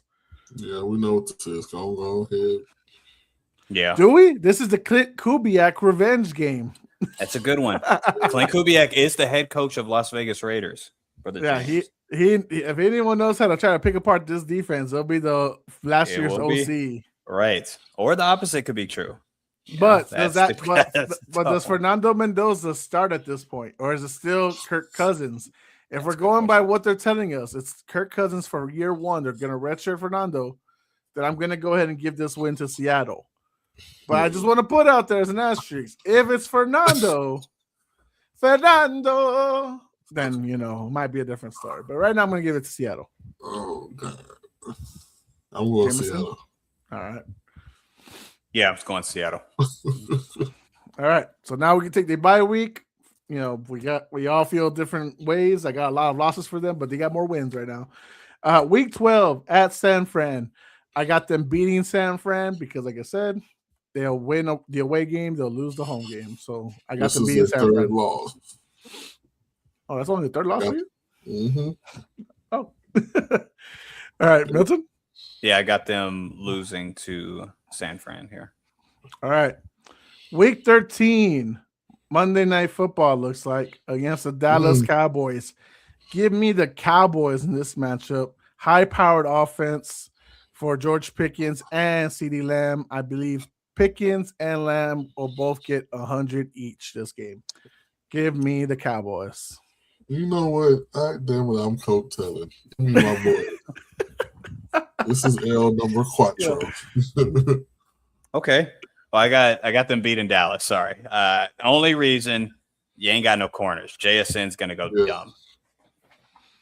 We triple team him and spotlight. They'll put killer downs on him. They'll try to. Double safety. Double safety on him. We're putting the house over there wherever he goes, man. Somebody's right there. You could get that. You're right. All right. Week 14 against the Giants. Go ahead and give me a W here. It's in Seattle. The 12s will get too much for the Giants. I'm going for the Seattle team here. Go ahead, James. Yeah, I'm going Seattle. Likewise, Seattle. All right. And I'm going to give some love because obviously, for whatever reason, I can't see the chat for the other page here, but we've got some love here by a lot of people. Go Boston. Wow. I love the Red Sox. Good job, James. Appreciate it. You know, Henry loves y'all. Yeah. Angels in the house. Boston fans. All Boston fans. Angel says, y'all my goats. I miss y'all for real. Jason says, let's go Niners. Let's go Giants. Let's go Warriors. My God. Oh, San Francisco Giants. Okay. Not the New York one. Okay. You're a Bay Area guy. Got it. Thanks, Jason, for hitting us up. Sports Mailman was in the house. He said, what up, fellas? Post office has me locked up. It's like, whoa. I feel that pain, brother. He says Arizona's going to continue being the toughest being Arizona. They're going to continue being Arizona. Top 3 pick, and you take an RB. Are you serious? Cards is like, seriously. Love already had knee injury. I'd rather draft his college teammate that's in Seattle. So said he like Price. That's crazy. Though. No one agrees. And then he says, Genty helped me win the fantasy title. Oh, really? No, he didn't. Somebody else. Genty was he had boom and bust. That's all he was. Boom and bust. Okay. Show me the roster. Show me the all right. Well, thank y'all for whoever's in the comments. I appreciate y'all. Love there. Respect. I think we're on to week 15 against the Eagles, if I'm not mistaken. The Eagles, yes. At Philly, Fox game. Give me the Philadelphia Eagles winning this one.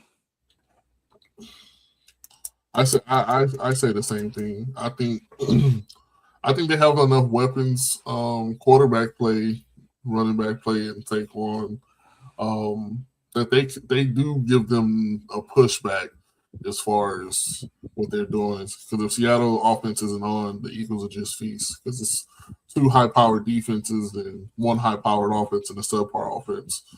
So, yeah, I got Philly in this one. Likewise, I got Philly winning. All right.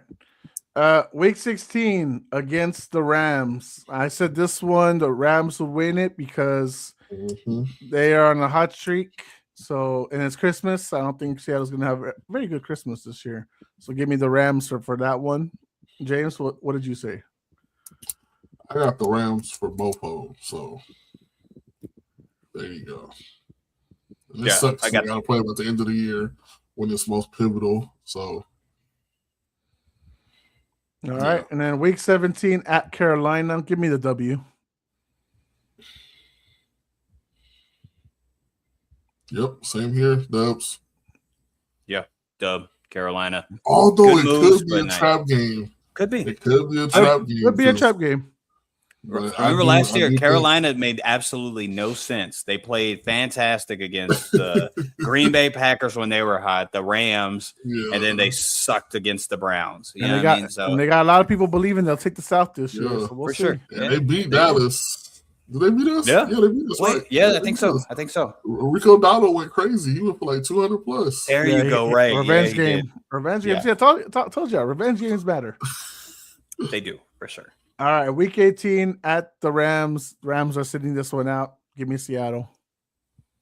I got Rams. I think it's important. I think Seattle at the end. Yep. James, you crazy? 16-1 is important. I don't know, bro. If they were trying to stay undefeated, I agree with you, but otherwise, no. All right. So with this final record, I have the Seattle Seahawks, the champions, going into the new season, 10-7. I got them 11-6. I got them 10-7. Going back to Mike McDonald's first year with them, where they missed the playoffs. Funny enough, at 10-7. So. Ooh. Yeah, that's how tight the division is, man. You can't even be best above division. 500. Best division in football. Tight with the 3 teams, and then there's Arizona. You know what I'm saying? Yeah, Arizona's just. You've seen the hyena stuff. Yeah, that's what all that is. The stupid hyena and all the. Yeah. 12, 13, 14. Okay, so Seattle has the 14th hardest schedule going into next year. Yeah, so right middle of the pack. Yeah, middle of the pack. All right, ladies and gentlemen. Well, to close out the show, we're going to last final segment is going to be us talking about our top 15 quarterbacks going into next season. Now, usually most years we do all 32 guys, but that takes a whole episode, and then we can't talk about the teams. So that's why we switched it up this year. We're going to talk about positions. We're going to talk about each division. We're going to incorporate a lot of love here to these guys. So sorry that we showed no love to the bottom 17 starting quarterbacks. They're just not good enough to talk about right now. But maybe we'll talk about them. Maybe we'll talk about them a bit because we maybe our 6 to 15, like I mentioned earlier, we'll have some surprises that other guys don't have on there. Right. So, who would like to kick off top 15 quarterbacks of the 2026 season? I'll kick it off. I got a hot takes. So, y'all ready? I'm ready. Go for it. Okay. You want me to start from 15 or 1? No, do from 1 because we already know the top 5. We should know the top 5. Okay. No, wait. Okay. Again, this is hold on because you said that. I forgot. This is your top 15 right now. Doesn't matter what they're gonna do this season. It's right now. Okay. Right now. Sweet. Right Very good. Okay. Number 1, Josh Allen. I wish Marco was on here because I would love to hear an argument for anybody else. That's crazy. So, number 2, Patty Mahomes. All respect, all love, but brother, the last 2-3 years, Josh Allen's been the best quarterback in the NFL. It is what it is. Number 3, Lamar Jackson. He was hurt last year. I'm going to give him the benefit of the doubt that he was hurt last year, and that's why he played the way he did. Number 4, I got Joe Shiesty. Not just because, the talent is there. Of course, people will have Matt Stafford above him. But also, I'm putting in my criteria, I'm putting in what has happened this offseason. So what I've seen from this player, but also what is going to possibly benefit them this year as well. So Joe Burrow is number 4. Number 5, the reigning defending MVP, Matthew Stafford. I mean, I don't think he's going to have 46 touchdowns again this upcoming year, but he's still Matthew freaking Stafford, and he got the same weapons and a better defense at that. He's probably not going to be asked to do as much. Number 6, this is going to piss a lot of people off, but I said it earlier. Justin Herbert, I saw what I needed to see last year. He did not play well in the playoffs again, but I wouldn't even consider that game his fault. Okay, it don't count. It don't count. Brother, when every time he said, all right, hut or go, he was running for his life every single play. So I'm not going to put all the blame on Justin Herbert on that. So what I got Justin Herbert, number 6. Number 7, people are also going to be pissed off at this. Dak Prescott. People need to put a lot of respect. I get the negative with Dak Prescott. I think any reasonable person does, but the facts are the facts. Dak Prescott, the last 3-4 years, has been reliable on 3rd down, reliable on 4th down, highly efficient, every single thing and more. So after Dak Prescott, well, yeah, that too. Let's see, where am I at? Number 8, I have. It's kind of hard to do, but yeah, you got it. At number 8, I got Brock Purdy. I think everything that has been done for him, everything I saw, again, same thing with Justin Herbert that I saw last year, in a bad predicament, I saw enough what I needed to see. And I think he's going to be in a better predicament. And yes, it has something to do with Kyle Shanahan. Duh. And I think he's going to feast on that because we've seen him feast on that. So Brock Purdy's going to be number 8. At number 9, I got Jared Goff. I wanted him not to be in my top 10, but I can't. I just can't. Jared Goff, the only quarterback in the last 2-3 years I think 3 years to have over 4,000 yards consistently. And you could say stat packing, whatever. If you look at exactly when these stats are happening, it's not stat packing. He's just feasting on whatever he wants to. Has bad games, sure, but Jared Goff deserves to be in the top 10. At number 10, this one is kind of hard to say, Jose, because I don't really like the guy, but I did too much research and I could not have him. Jordan Love. I gotta put Jordan Love in here, man. Yep, I know, but hear me out. Jordan Love, when you look at EPA per play, when you look at QBR, when you look at things that the average watcher that cares about passer rating they're not going to see. And Jordan Love, I mean, in crucial moments, he's not the guy. And me and Jose have been on record saying that. But regular season, and especially without Jordan Love, it's a totally different offense being ran. And I think there's good reason for that. So Jordan Love would be number 10 for me. Number 11 I have Drake May. I know it's 1 year. I do understand that. And it was historically one of the easiest schedules. I totally get that. But because of the offensive line that we now have and because of A.J. Brown and the better weapons that we have, I think that's going to incorporate a lot in his game. So all the negatives, I get it. The playoff run, I get it. But I'm looking forward to seeing this year so he can show everybody that he's a top 10, honestly, quarterback, so he could boot Jordan Love's sorry ass out of it. But Drake May's number 11. Number 12, I got Caleb Williams. Caleb, it's a tough argument to put him over a couple of quarterbacks that I haven't named.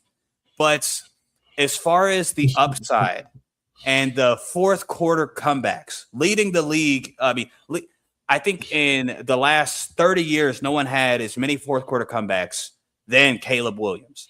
So we can discuss about the negatives and all that. We'll talk about it. But Caleb Williams is going to be number 12. Number 13, I got Jalen Hurts. Jalen Hurts is going to be my number 13 player. Rings are cool, but I'm talking about quarterback play. And quarterback play-wise, I mean, he's top 15, so that should be a good thing. I'm at 13, right? Make sure. Yeah. All right. Number 13. 14. Well, this is 14. Okay. Number 14, I have Baker Mayfield. I think Baker, I want to put him higher, but how he ended last year, it was freaking terrible, dude. It was terrible. Yeah. Include not just him. Like, of course, it wasn't just on him, but it was including him. He was the reason they lost a lot of those games. Just to be honest with you, it wasn't just him, but he was the reason. And the number 15, I had a difficult decision to make. Which of my beloveds do I put on number 15? Bo or Trevor?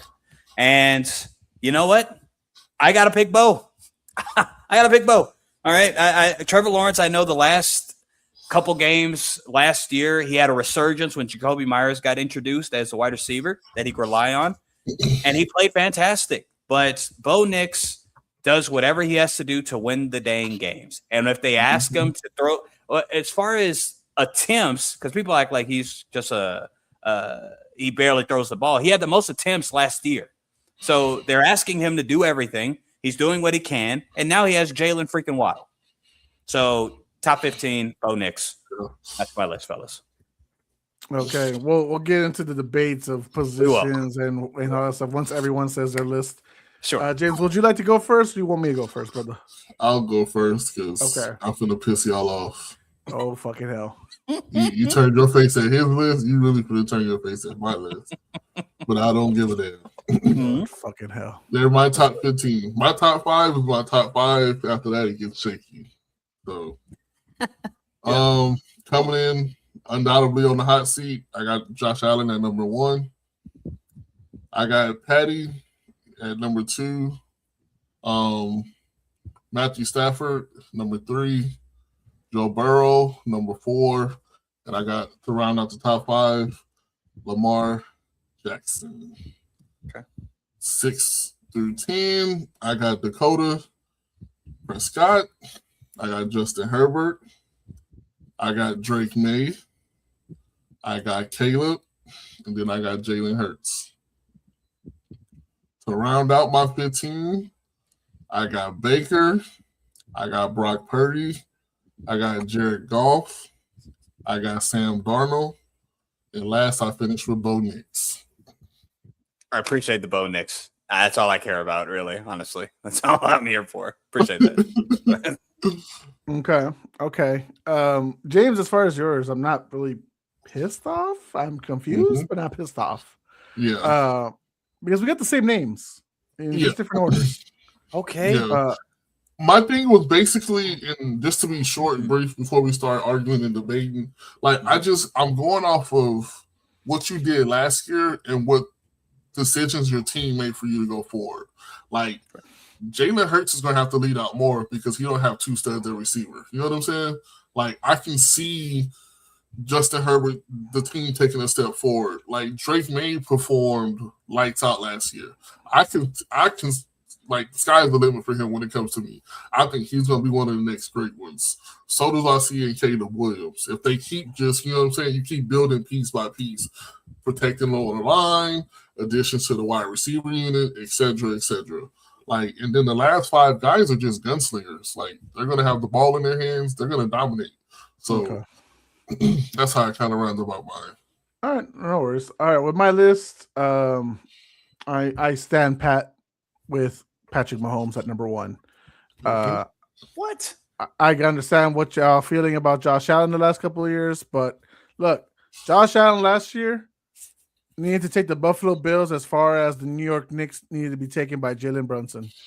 The AFC was wide open for him to take. Factual statement. The we all talked about it. We got the week. AFC was wide open for him to take. Did not take it. Lost in the second round. Jalen Brunson didn't do that. He took the team to the title and won the whole thing. That's what Josh Allen needed to do. And I'm sorry, Jalen Brunson's not a top 5 NBA player. Josh Allen is a top 2 quarterback in the league. That destroys your argument. No, his performance divisional round destroys his argument for being number 1. No. Yes. Go ahead. We'll talk about it. Go ahead. Okay. So Patrick Mahomes is number 1. Josh Allen is number 2. I'm gonna let you make it with that statement because I want to rebuttal it so bad. No worries. We'll be here all day. Number 3, Lamar Action Jackson. Number 4, Matthew Stafford. Number 5 is Joe Burrow, Joe Shiesty. Number 6 is Rain Dakota Prescott. Hey. Number 7, it's Jared Goff. 4 straight years of 4,400 plus yards. Right. Respect. So I'm going to give it to him right now. After that, number 8, it's Mr. QBR. It's Brock Purdy. I'm going to give him some love right now because he did step up last year. There you go. Yeah. I appreciate that. Number 9, Drakus Mayus is number 9. Yeah. And rounding out the top 10, it's 0 and 3, Justin Herbert. Number 11, it is the current Super Bowl champion, Sam Darnold. Number 12, Jalen Hurts. 13, I'm higher than both of you on this one. I'm surprised. Bo Nix. Number 14, Baker Mayfield. And number 15, until he gets a average of 60% completion rating, it's Caleb Williams. You cannot put him too high, guys. 15 feels just appropriate enough, Mr. Fourth Quarter. But until he gets over 60% of completion, we can't put him too high. I think let's touch on Caleb because I think all of us can kind of I could see that point. I definitely can concede that. But I will say this: some of the accuracy stuff, like we've seen it on tape, and whenever I would join the podcast, I talked about it when Chi-Town was here. It's like, hey, some of the gimme throws he's missing. That can't happen. But a lot of the inaccuracy are throwaways. Last year, he had a problem with taking sacks, right? So he didn't have a problem with taking sacks this year. He was actually very, very efficient. Why? Because he threw the ball away instead of taking bad sacks. So it is considered a negative, and it needs to get better. I agree, Jose. But I will say there is some context to it.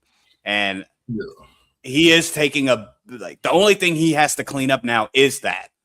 We see the big playability. We see throws that no one on the top, well, other than the top 5, that really can make, right?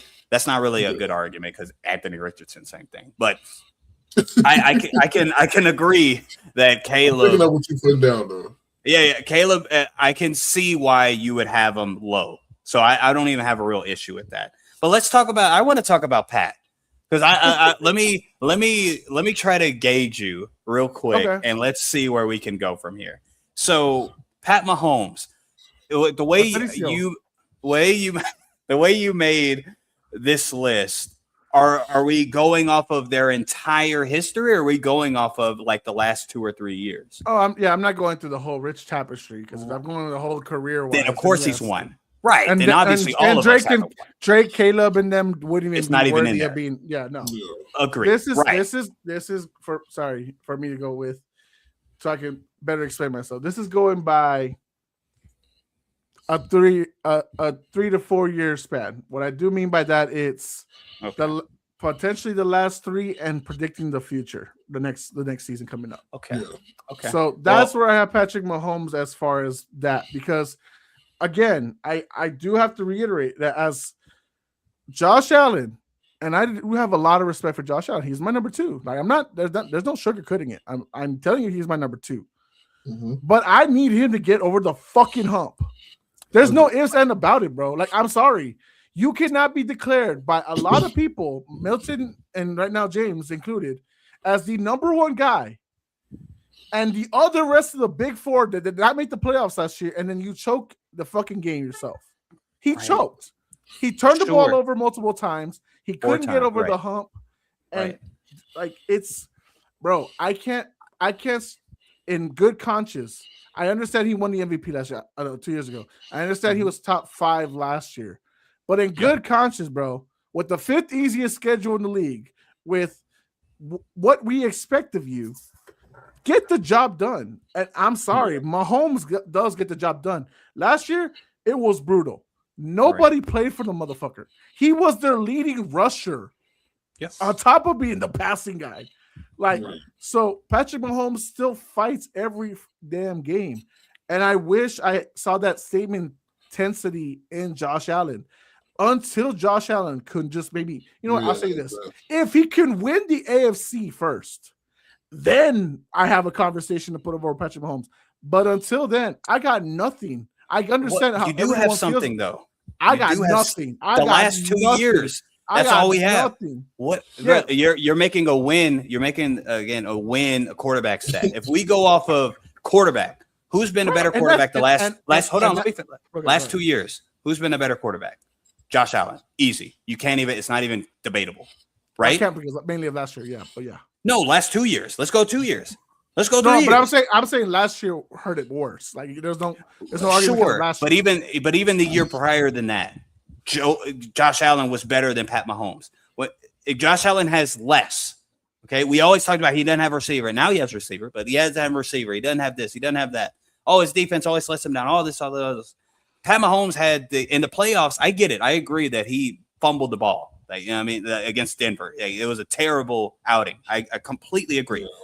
I got you, but we have to remember when it comes to these playoff runs, I try not to disparage Pat Mahomes, but he can rely on his defense in the playoffs, something Josh Allen can't.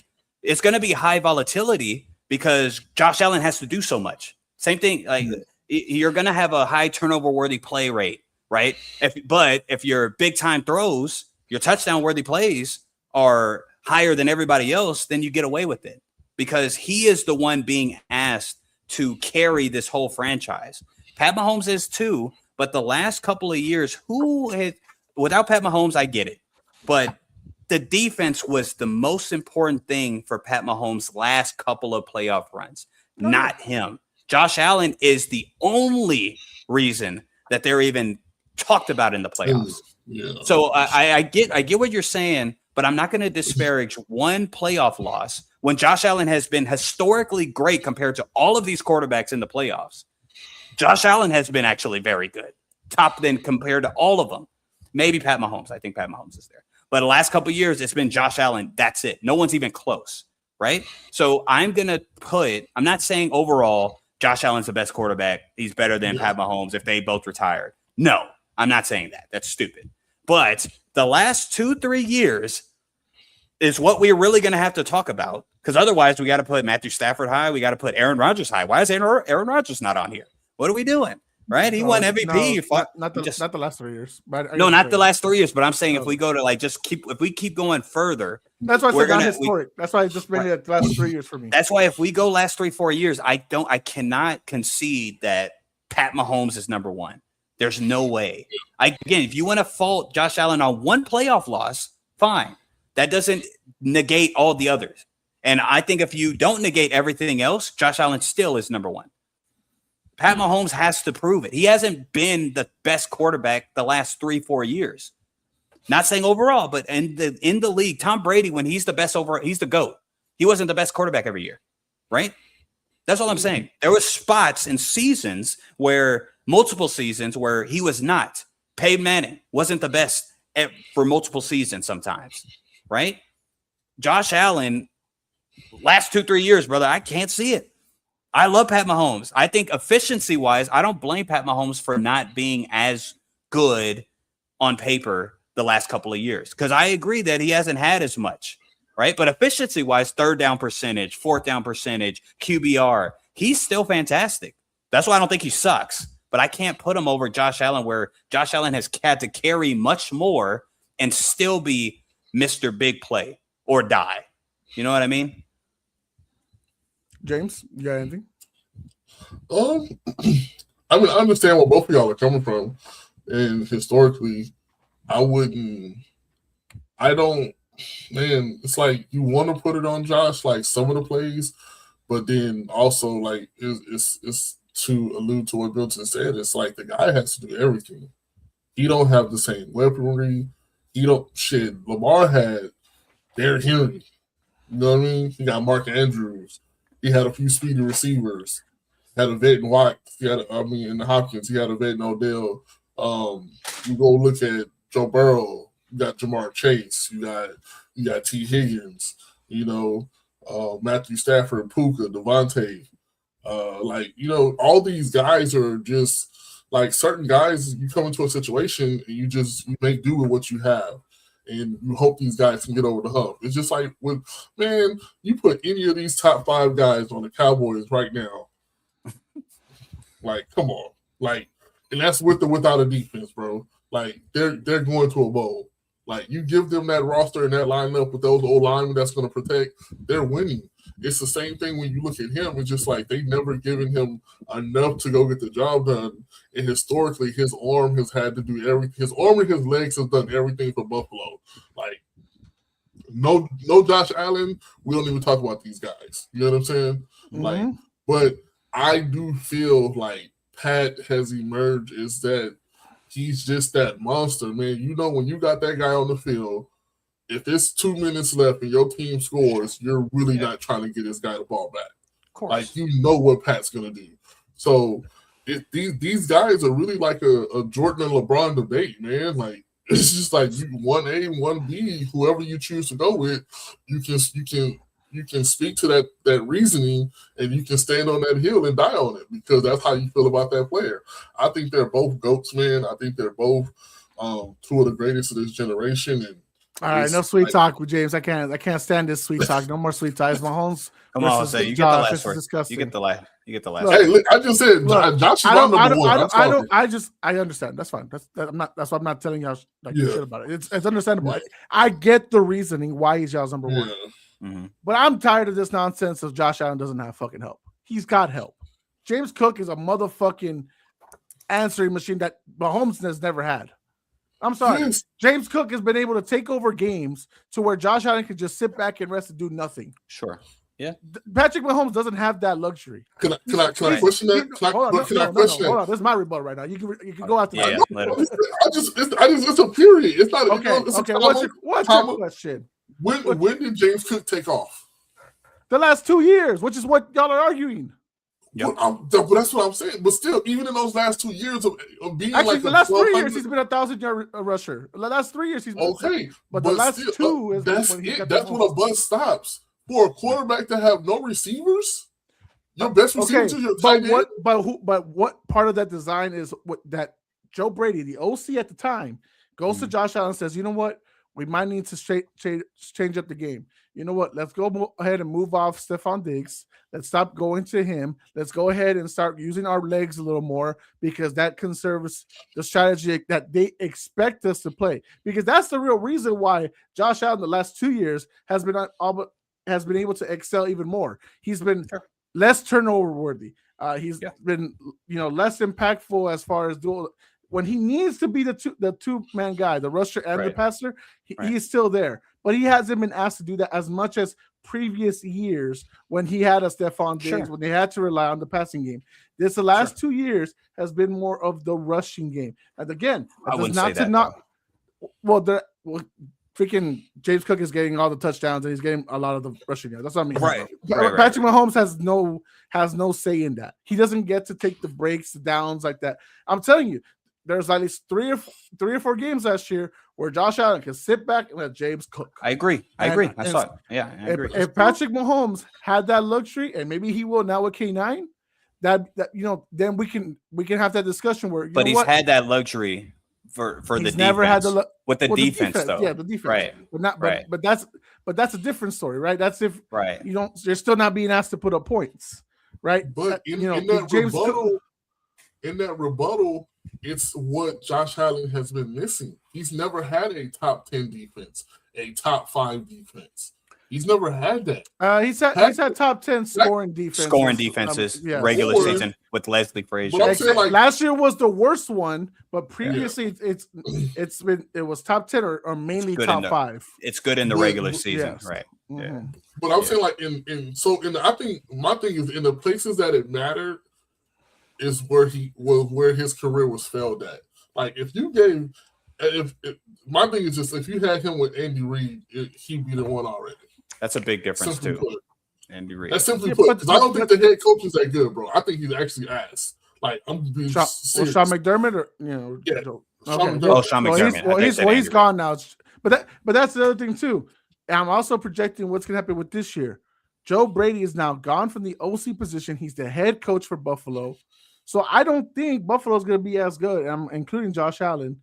And won't be as good as previous years. That's not saying too much because Josh Allen is great. He's elite. But like taking a little step down is what I'm saying. So again, I don't want to hear that he doesn't have help. He's had top 10 scoring defenses. He's had a freaking rusher the last 3 years hit 1,000 yards. Now they got DJ Moore. Okay, so if they don't succeed with DJ Moore, now you got the receiver everyone wanted for Buffalo. Right. Then if they don't succeed, then it's like, whoa, what the fuck? No. But then we have something to talk about. But none of the things that you said were my argument. I ain't say that he doesn't have help, right? I'm just saying if you compare the two, both of them have flaws where they haven't been helped. And when you put all that together in the last 2-3 years, that's where I come to the conclusion Josh Allen is the better quarterback in the last 2-3 years. That's where I come to it.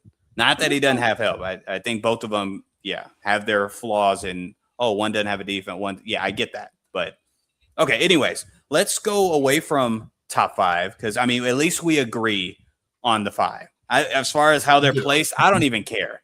But I do want one of y'all to make a very good, compelling argument. Why the heck is – hold on, let's see. Sam Darnold. James, you get a little grace because at least he's 14. Oh, close. And I don't want to hear. I want to hear a good argument without saying he just won the Super Bowl. I don't care about that because if we do that, I can just bring up the history of quarterbacks that won a Super Bowl and ask you were they a top 15 quarterback. So for my Sam Darnold at what was it 11? 11. Yes, sir. Yeah. So not the Super Bowl game itself, but the game against the Rams, at least the 2 games against the Rams. Sure. The one playoffs, one non-playoffs. Rams defense. Greatness. The last two seasons, though, yes, I understand he's had KLC and he's had Ken Kubiak, but you have to have the right quarterback to be able to execute those things. Sure. These guys they've had quarterbacks where they're ass, but people expected them to be good because those coordinators or coaches were there. A la Derek Carr. Milton said 2 years ago with Clay Kubiak, I'm gonna do it. He was good though with Clint Kubiak, and then he got hurt. That's a bad argument. All you have to do is look at the stats. Look at it. Tell me where he's bad. Tell me where he was bad with Clint Kubiak. Retired teammates hate him. City of New Orleans wanted him. We're not talking about personally now. We're not doing that. We're just talking about his play. But go ahead. The last 2 years. Yeah. Sam Darnold has been able to step it up. Now, it's not the whole tapestry, right? Because we all knew before that he was a complete bust. He was complete ass. But look, We are ranking guys that are even just 2 years into the league and have done only one good year of shit. Sam Darnold, the last 2 years, when you give him the right coach, when you give him the right weapons, a la Justin Jefferson, JSN, you give him a good running back core, Aaron Jones, you go K9, you go Zach Charbonnet, you give him the good stuff, you give him the right headspace coach, the way how Tua loved Mike McDaniel for the first few years. Sure. This Sam Darnold has been balling out. What is it? Back-to-back 4,000-yard seasons, 14 plus wins each season. I get it. Milton's not a quarterback win guy. I am. I'm very open about that. I don't hide that shit. Sure. And then he did have a good playoff performance. Now I say good because the first game wasn't needed. The second game balled out against the Rams, and then the Super Bowl game, Sam Darnold said himself, wasn't his best. Missed a lot of good big throws. Obviously, they still won by double digits, but it wasn't off of Sam Darnold's back. But some games that mattered, like the Rams game in the regular season, the second one, and then the playoff game, boom, those are the Sam Darnolds you've been asking for needed. So the last 2 seasons bump him up to the top 15 for me, because if you give him the right coach, you give him the right headspace, that's where you put him. Does that mean once he loses all that, he might drop? For sure. That's why he's at 12. He's not or 11. He's not in the top 10, because Clint Kubiak not being there is going to hurt. It's going to hurt. That's how we discussed it earlier. But can they sustain it? Can they keep him one more year of sustainability? If they can't, then he falls, obviously. But right now, I'm going off the last 2 years. He's better than the guys that I have ahead of him right now. Yeah. That's why he's not top 10. And I mean, just alluding to what Jose said, and then what we talked about earlier, like he's when you talk about guys like him, Jared Goff, Jordan Love, like those are like even Dak, man, just systematic guys that you don't expect to do a lot. You expect them to run the system for what it is, to hit the easy throws and not try to make too much of nothing. Like, don't try to be too bigger than the team. And that's what he's done. I mean, that's what you saw when he was with Minnesota. It's not hard to think of, like, okay, where he's going to go. Of course, he's going to Jefferson. Whether you do it or not, he was still going. And he was going to make a great read. And then the offense was simple. And then you saw Jordan Addison emerge. And then you saw, before Hawk got traded, when Hawk got traded over there, you saw what he did with him. So it's just like the guy just ran the system for what it was and made the easy throws and not tried to be too big. That's why I got him in my top 15. I think he's an excellent quarterback. Like, when given the opportunities, he's performed. Like Jose said, his career was kind of ass until, once he left the Niners and he got his opportunity with the Vikings and took off. But he just made the most of his opportunities. And the kid's been balling as of late. So that's why I got him in my top 15. Yeah. Well, I don't. And that's where we're D3 trade. Milton, the one guy that's different from all of us, it's Sam Darnold versus Jordan Love. That's like the only thing that we all have difference here. Let's do that. Jordan Love is Timu Justin Herbert. Gets all the online love. Gets all the praise, all the stuff. He looks good in regular season, but when it comes to the big time, I can't see him for shit. Where the fuck is he? Where's Jordan Love? Oh my god! Sure. Everyone knows if he has a turnover or two, it's an automatic L for the game. You don't might as well take whatever bets you had of them winning. It's automatic loss for him because Jordan Love is inconsistent as hell. Matt LaFleur found his guy, and that guy's failed the last 2 years to really make a substantive jump. Everyone's hyping up all from that first year that he started after Aaron Rodgers was gone. Aaron Achilles Rodgers. Everyone praised Jordan Love. Oh my God, look what he did. He took the Packers to the playoffs. He beat the Cowboys. Okay, no one gives a fuck. What he's done sense for me. Oh, he's hurt, guys. It's okay. Blah, blah, blah. No, he's not. He hasn't been a top 15 guy the last couple of years. His mediocre numbers, his blah, blah, blah, all this stuff. I don't want to hear about it. I don't care. I don't like it. I've never felt like that guy has been a top guy. I'm not going to start putting him in my top 15. I'm sorry. I'm just not. Maybe 17. My thing... My thing is he's not far off. My biggest question with Jordan is consistency. and it's like, I feel like he's had enough time to kind of settle in and lead that team and make it his own. Because even looking at Malik Willis behind him, man, I felt like if Malik Willis was given an opportunity in the OTAs this year, they probably would have fought for that job. Even though you paid Jordan Love a lot of money, Malik Willis he showed up in some games, like and won with them, bro. Like in different ways, right? In different ways, right? Slay. They had to run the ball. They relied on the running back. Exactly. But my thing is, that's what their identity is. You have Josh Jacobs, man. Like your receivers hasn't. What has Christian Watson done besides run straight and drop a lot of passes? Romeo Doubs, you let him walk. That was probably your best receiver. I know. So, and then when you have an inaccurate quarterback that's not as consistent as you need him to be, your receivers are not happy. And so now you have to rely on the run game. So, I mean, it just further answers my question when it comes to Jordan Love. Like, oh, if you can be consistent, y'all can look good on tape when it'll look good on Sundays. But it's a hit or miss from every week to week. And then your receivers aren't healthy. So then there's the inconsistency there because you're not getting the chemistry built. So I think he can be one of those guys, bro. He showed flashes of being a very, very elite quarterback. It's just putting it all together. Like, I haven't seen him have a good, complete year. So, I don't think he's far removed. Breaking news. A.J. Brown and Jaylen Brown are actually cousins. Oh, that's crazy, actually. Okay, that's interesting. Are they really? That's what Jaylen Brown told him. He said, my grandpa just told me. His grandfather, they're brothers. Oh, wow. Real quick. So everything y'all said, it sounds good, right? It sounds really good, guys. And I mean, if you clip it up, wait.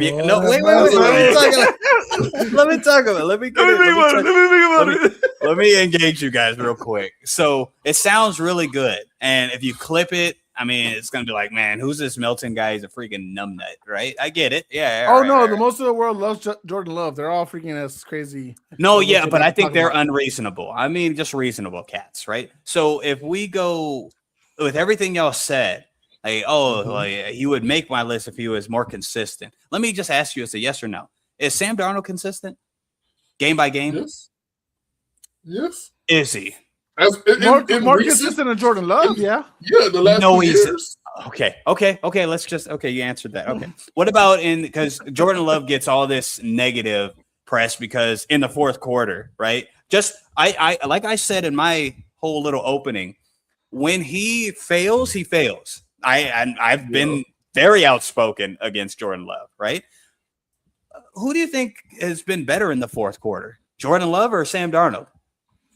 I don't think Sam Darnold's been asked to do much in the last. But when he is asked, I know, right? That's the thing. I get that. But when he is asked, like when the running game isn't working, when the defense needs you, when everything's on you, just like Jordan Love, right? Who actually performs? Jordan Love, not Sam Darnold. Sam Darnold's at the bottom of the trajectory as far as QBR in the fourth, EPA per play in the fourth. He is the guy that's a high volatile, like, it's all on me. Sam Darnold turns into Sam Darnold that we remember, right? Again, like when it's all good and everything's nice and smooth, we're all in agreement. Sam Darnold is probably a top 15 quarterback. But the way I look at this list is if everything's not good, who's a top 15 quarterback? And Jordan Love has shown that even though, again, I'm not look at the history of what I've said about Jordan Love. It's not good. Yeah. But when I look into Jordan Love, it's like I think there's a ceiling. And I think, honestly, Jose, you kind of said it. I think we've seen the ceiling. I don't think there's much else. But I think the floor can definitely go up with the Matt LaFleur system. And just looking at the last 2-3 years, I don't see how Sam Darnold is a better quarterback than Jordan Love. I don't. Even last year. He didn't play all the games, but QBR is not close. Passer rating is close, but I think that's stupid. But okay. So, go ahead. Looking at all the intangibles, when you say I don't think he's a much better quarterback, and then you believe in this guy. My point of reasoning is when you're asked to do a job, are you getting that job done? Like, Sam is answering the bell. He's okay. For one, he has a much more elite receiver, and then he has a much more dominant defense. Packers defense really isn't ass, but they're nowhere near Seattle. There's not a JSN on that Green Bay roster. Kenneth Walker, Josh Jacobs, in my defense, I think they equal out. They're both hell of run backs. They're both great in their own regard. But I think it's just one team is significantly better, and that quarterback doesn't have to do a lot. But what he has to do is win the games. And I think that's what Sam has went and done. Now, truly, he didn't have to do it by himself much more than Jordan Love really has to do it by himself. Like, Jordan Love has to orchestrate that offense. If not, it's a dud.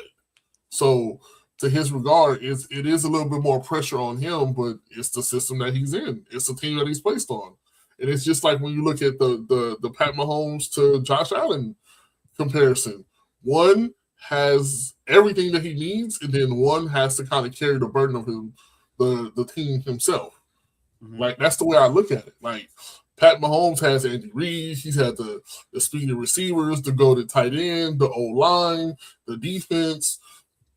Josh Allen, it was just Josh Allen in my defense, but that's how I look at the comparisons, man. One is just answering the bell. He got lucky. He got the lucky of the draw. And nobody knows Seattle was going to turn around and be this good that fast. They're young. Like, they're super young. But he went over there and just made the plays. This is where I have a tough time. Like, okay, Milton, if you had said Jordan Love top 15, like at least 11 through 15 range, cool. You put him in top 10. I feel like that's where I feel a little more is exaggerated. Like, top 10 needs to be reserved for the guys that are consistently doing it almost every year. Jordan Love, Mr. 9 wins a year, it just ain't cutting it for me. Like, I get it. He hasn't been as healthy the last couple of years, compared to like year one as a starter, which is why his numbers doesn't touch, what he did his first year. But the fact is that it doesn't feel like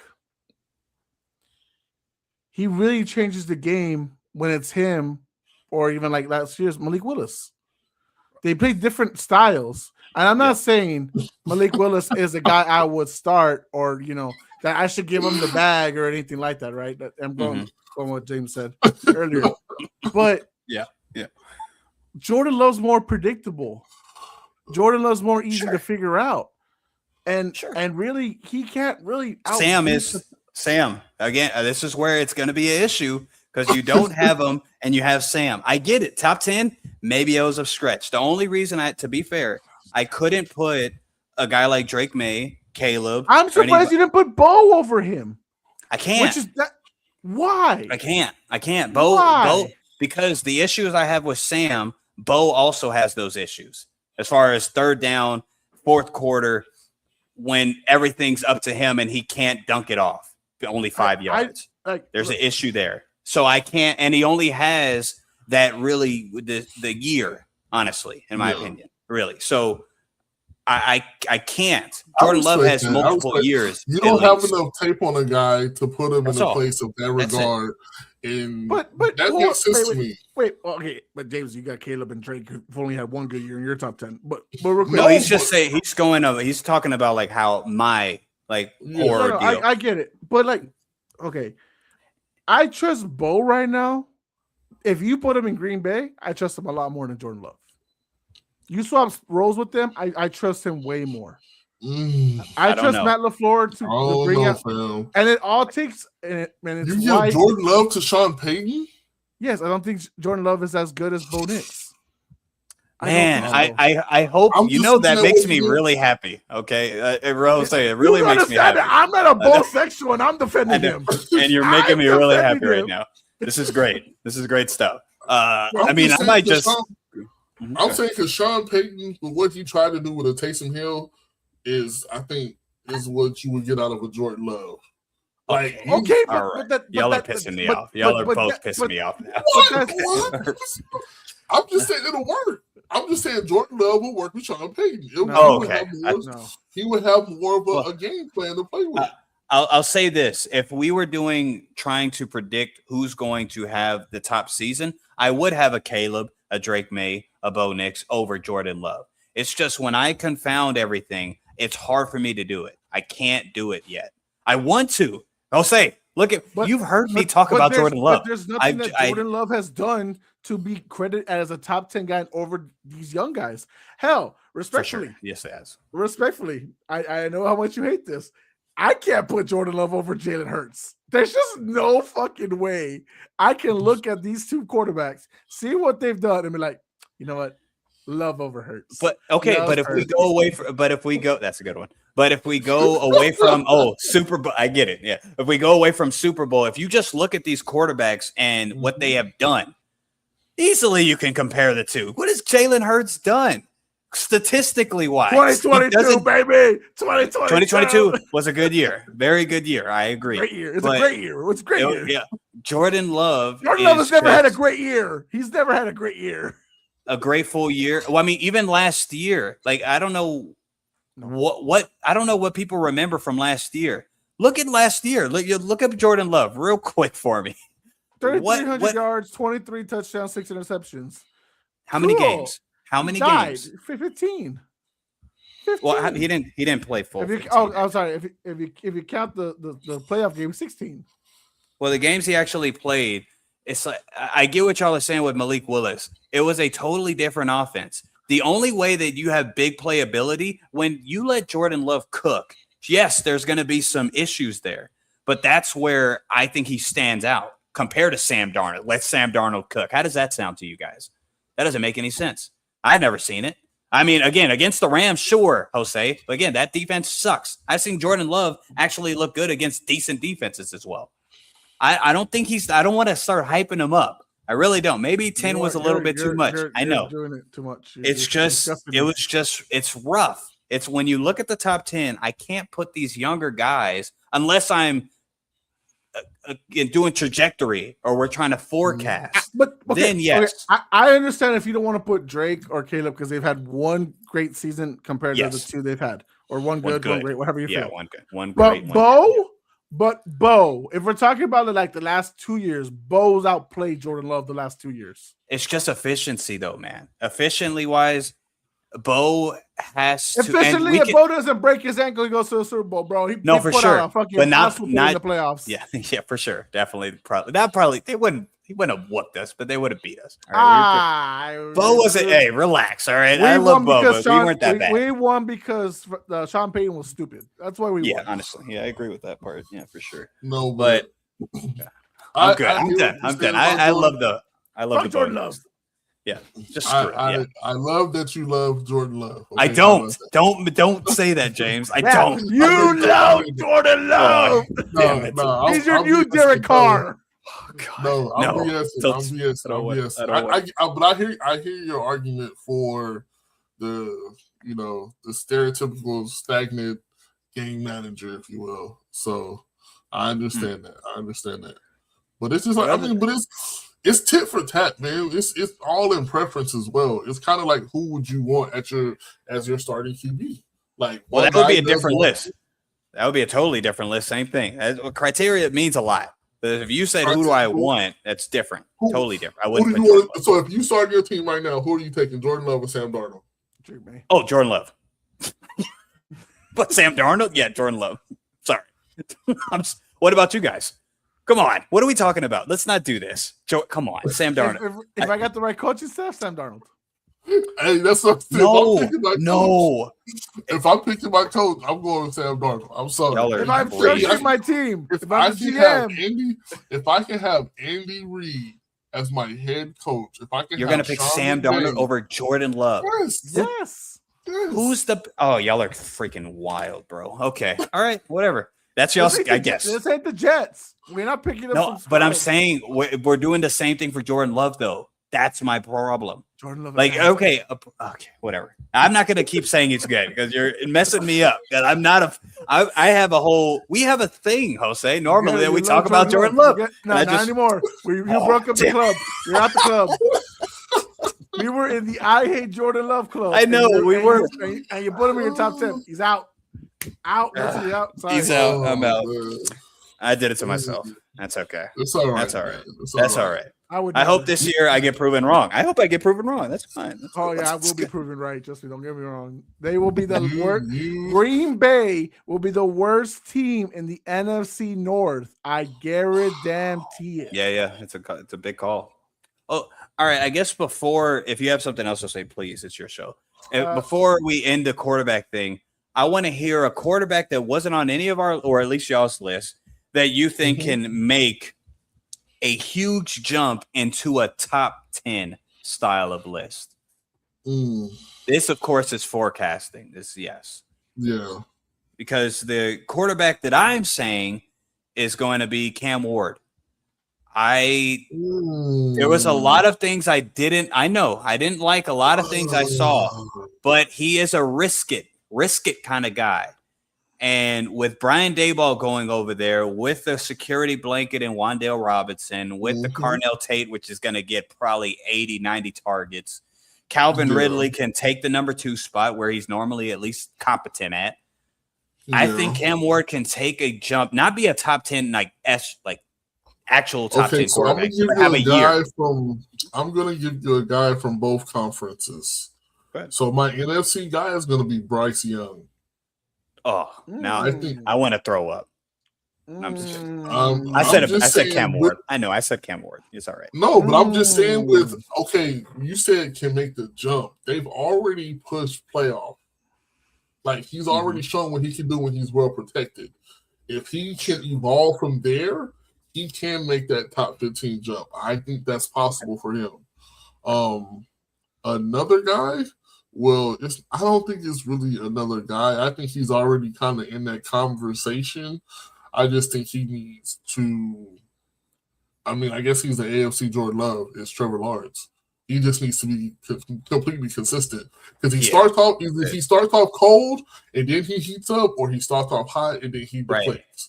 Right. So one or the other for sure. And I love him because I think he has the arm talent. He has escapability. Sure. He's a natural. He's not. I don't think he's a game manager. I think he's a guy out there that can go out there. You have an offense and he can run it to the team. But it's just like sometimes he makes a blatant read here and there, and you're just like, man, what are you thinking? And then he can come back and hit you with an 80-yard bomb. And it's just like that's the guy I've seen. Like that's who I know can be that. So those are my 2 guys. Okay. For me, the guy who'll be knocking on the door. Now, I don't know if you're good in there.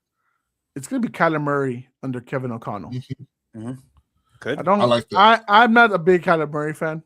It's history known. I've never cared for him. But I'm giving the benefit of the doubt that with Kevin O'Connell, you got Jettas, you got Anderson, you got Joanne Jennings, you got TJ Hawkinson. Man. You better fucking be near a top 15 guy, if not a top 15 guy this year. I'm actually rooting for him. Like I really want to see him do well because he has some great. I don't want to say great years, but they had some good years in Arizona where they started off piping hot, and you thought they were gonna do something, and they just died, bro. Like I think the perfect way to go about it. You were kind of about to touch on it, James. Kyler. I've said this before on this show or the People's Debate. I don't know which one, but Kyler has games where it's the best games of the week. Where what's the best passer rating? 158.3. He had multiple games like that. He has multiple games like that. Sometimes against decent competition. And then the next game, it's just like, what the hell is Kyler even doing? He's not like he's making the beautiful part is Kyler's not a turnover machine. He's never been a turnover machine, but he's been again, inconsistent where like Kyler ain't doing nothing.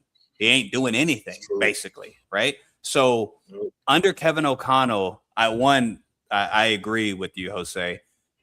The one thing Kevin O'Connell has is I guess he's not good with young quarterbacks, but he's good with guys with history. Sam Darnold, Carson Wentz looked okay.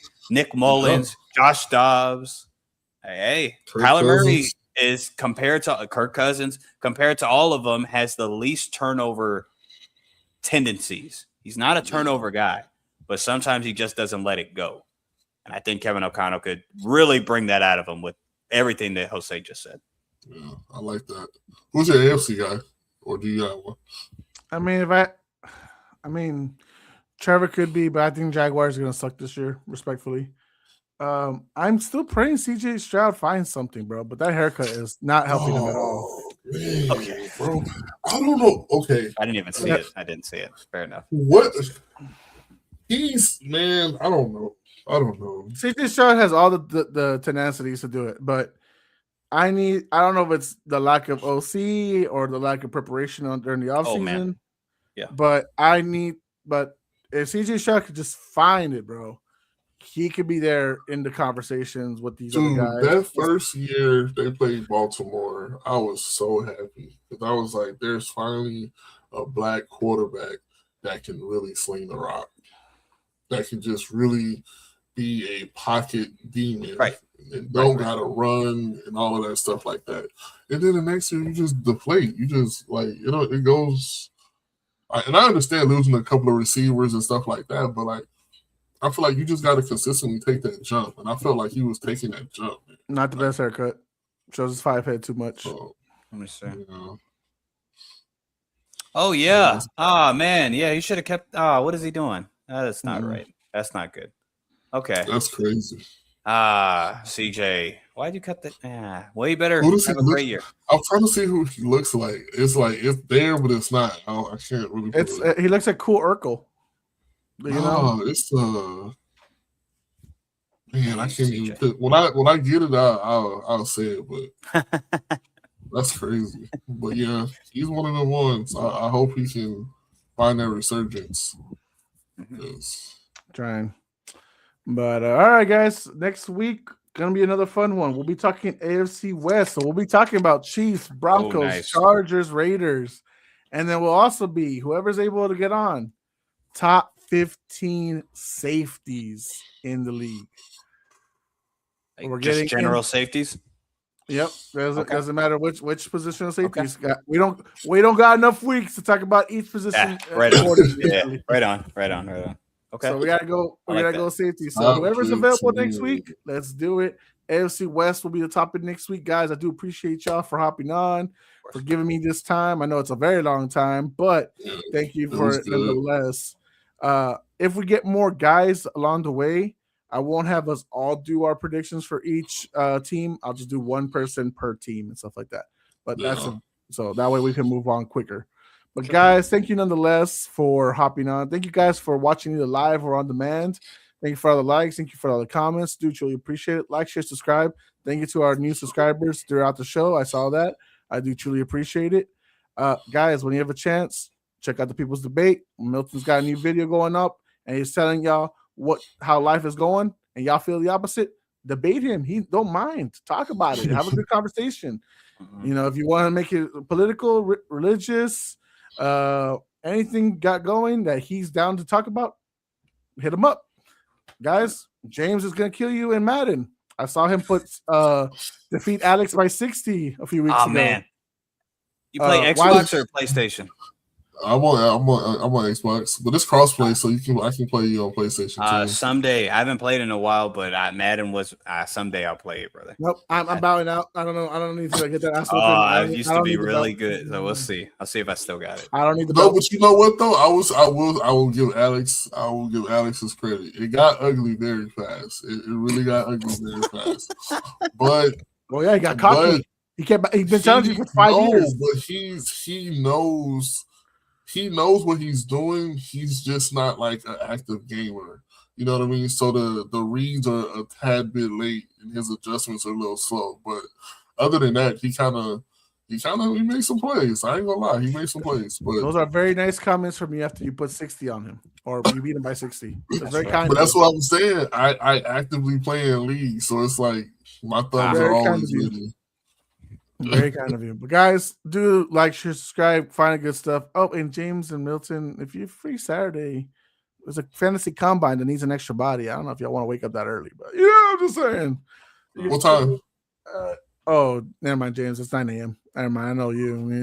I'm saying I'm doing a Bible study at 10, so me and my brother doing a Bible study. But like I was saying, if it was after that, I'll pull up. Okay, well, I need to find a body to help out for this league so I can walk around shredding this. Who league is that? My buddy Kevin's. Winner takes all. $50 buy-in. Okay. So I got the whole money caboodle last time. So that's what's up. This is me right here. Oh, there you go. Right there, Mr. Got Your Ass right there. Mm-hmm. Yeah. Puka, respect. My guy. That's gonna be my keeper. I'll tell you right now. Yeah. Oh, and in our league, so spoiler alert, my keeper right now is Omarion Hampton. I think he's gonna have a breakout year this year. I think mine is gonna be Drake London. I'm definitely thinking he's gonna. Yeah. I don't know. Who did I tell you, Jose? I don't know who else said I was with you. But you're like, give me some draft picks, damn it. I'm trying to trade everybody away. Nobody wants to trade with me. That's how everyone's scenario right now. Maybe we'll talk about at next month's fantasy combine for our league. Maybe we'll have a cookout, like I said in the text thread. But guys, like, share, subscribe, all the good stuff. Follow us wherever you can find us. If you can, if you can't find us, well, it wasn't meant to be. But nonetheless, guys, we love y'all. For James, Milton, myself, we are Puro Pinche Sports, and we are tired. Good night, everybody.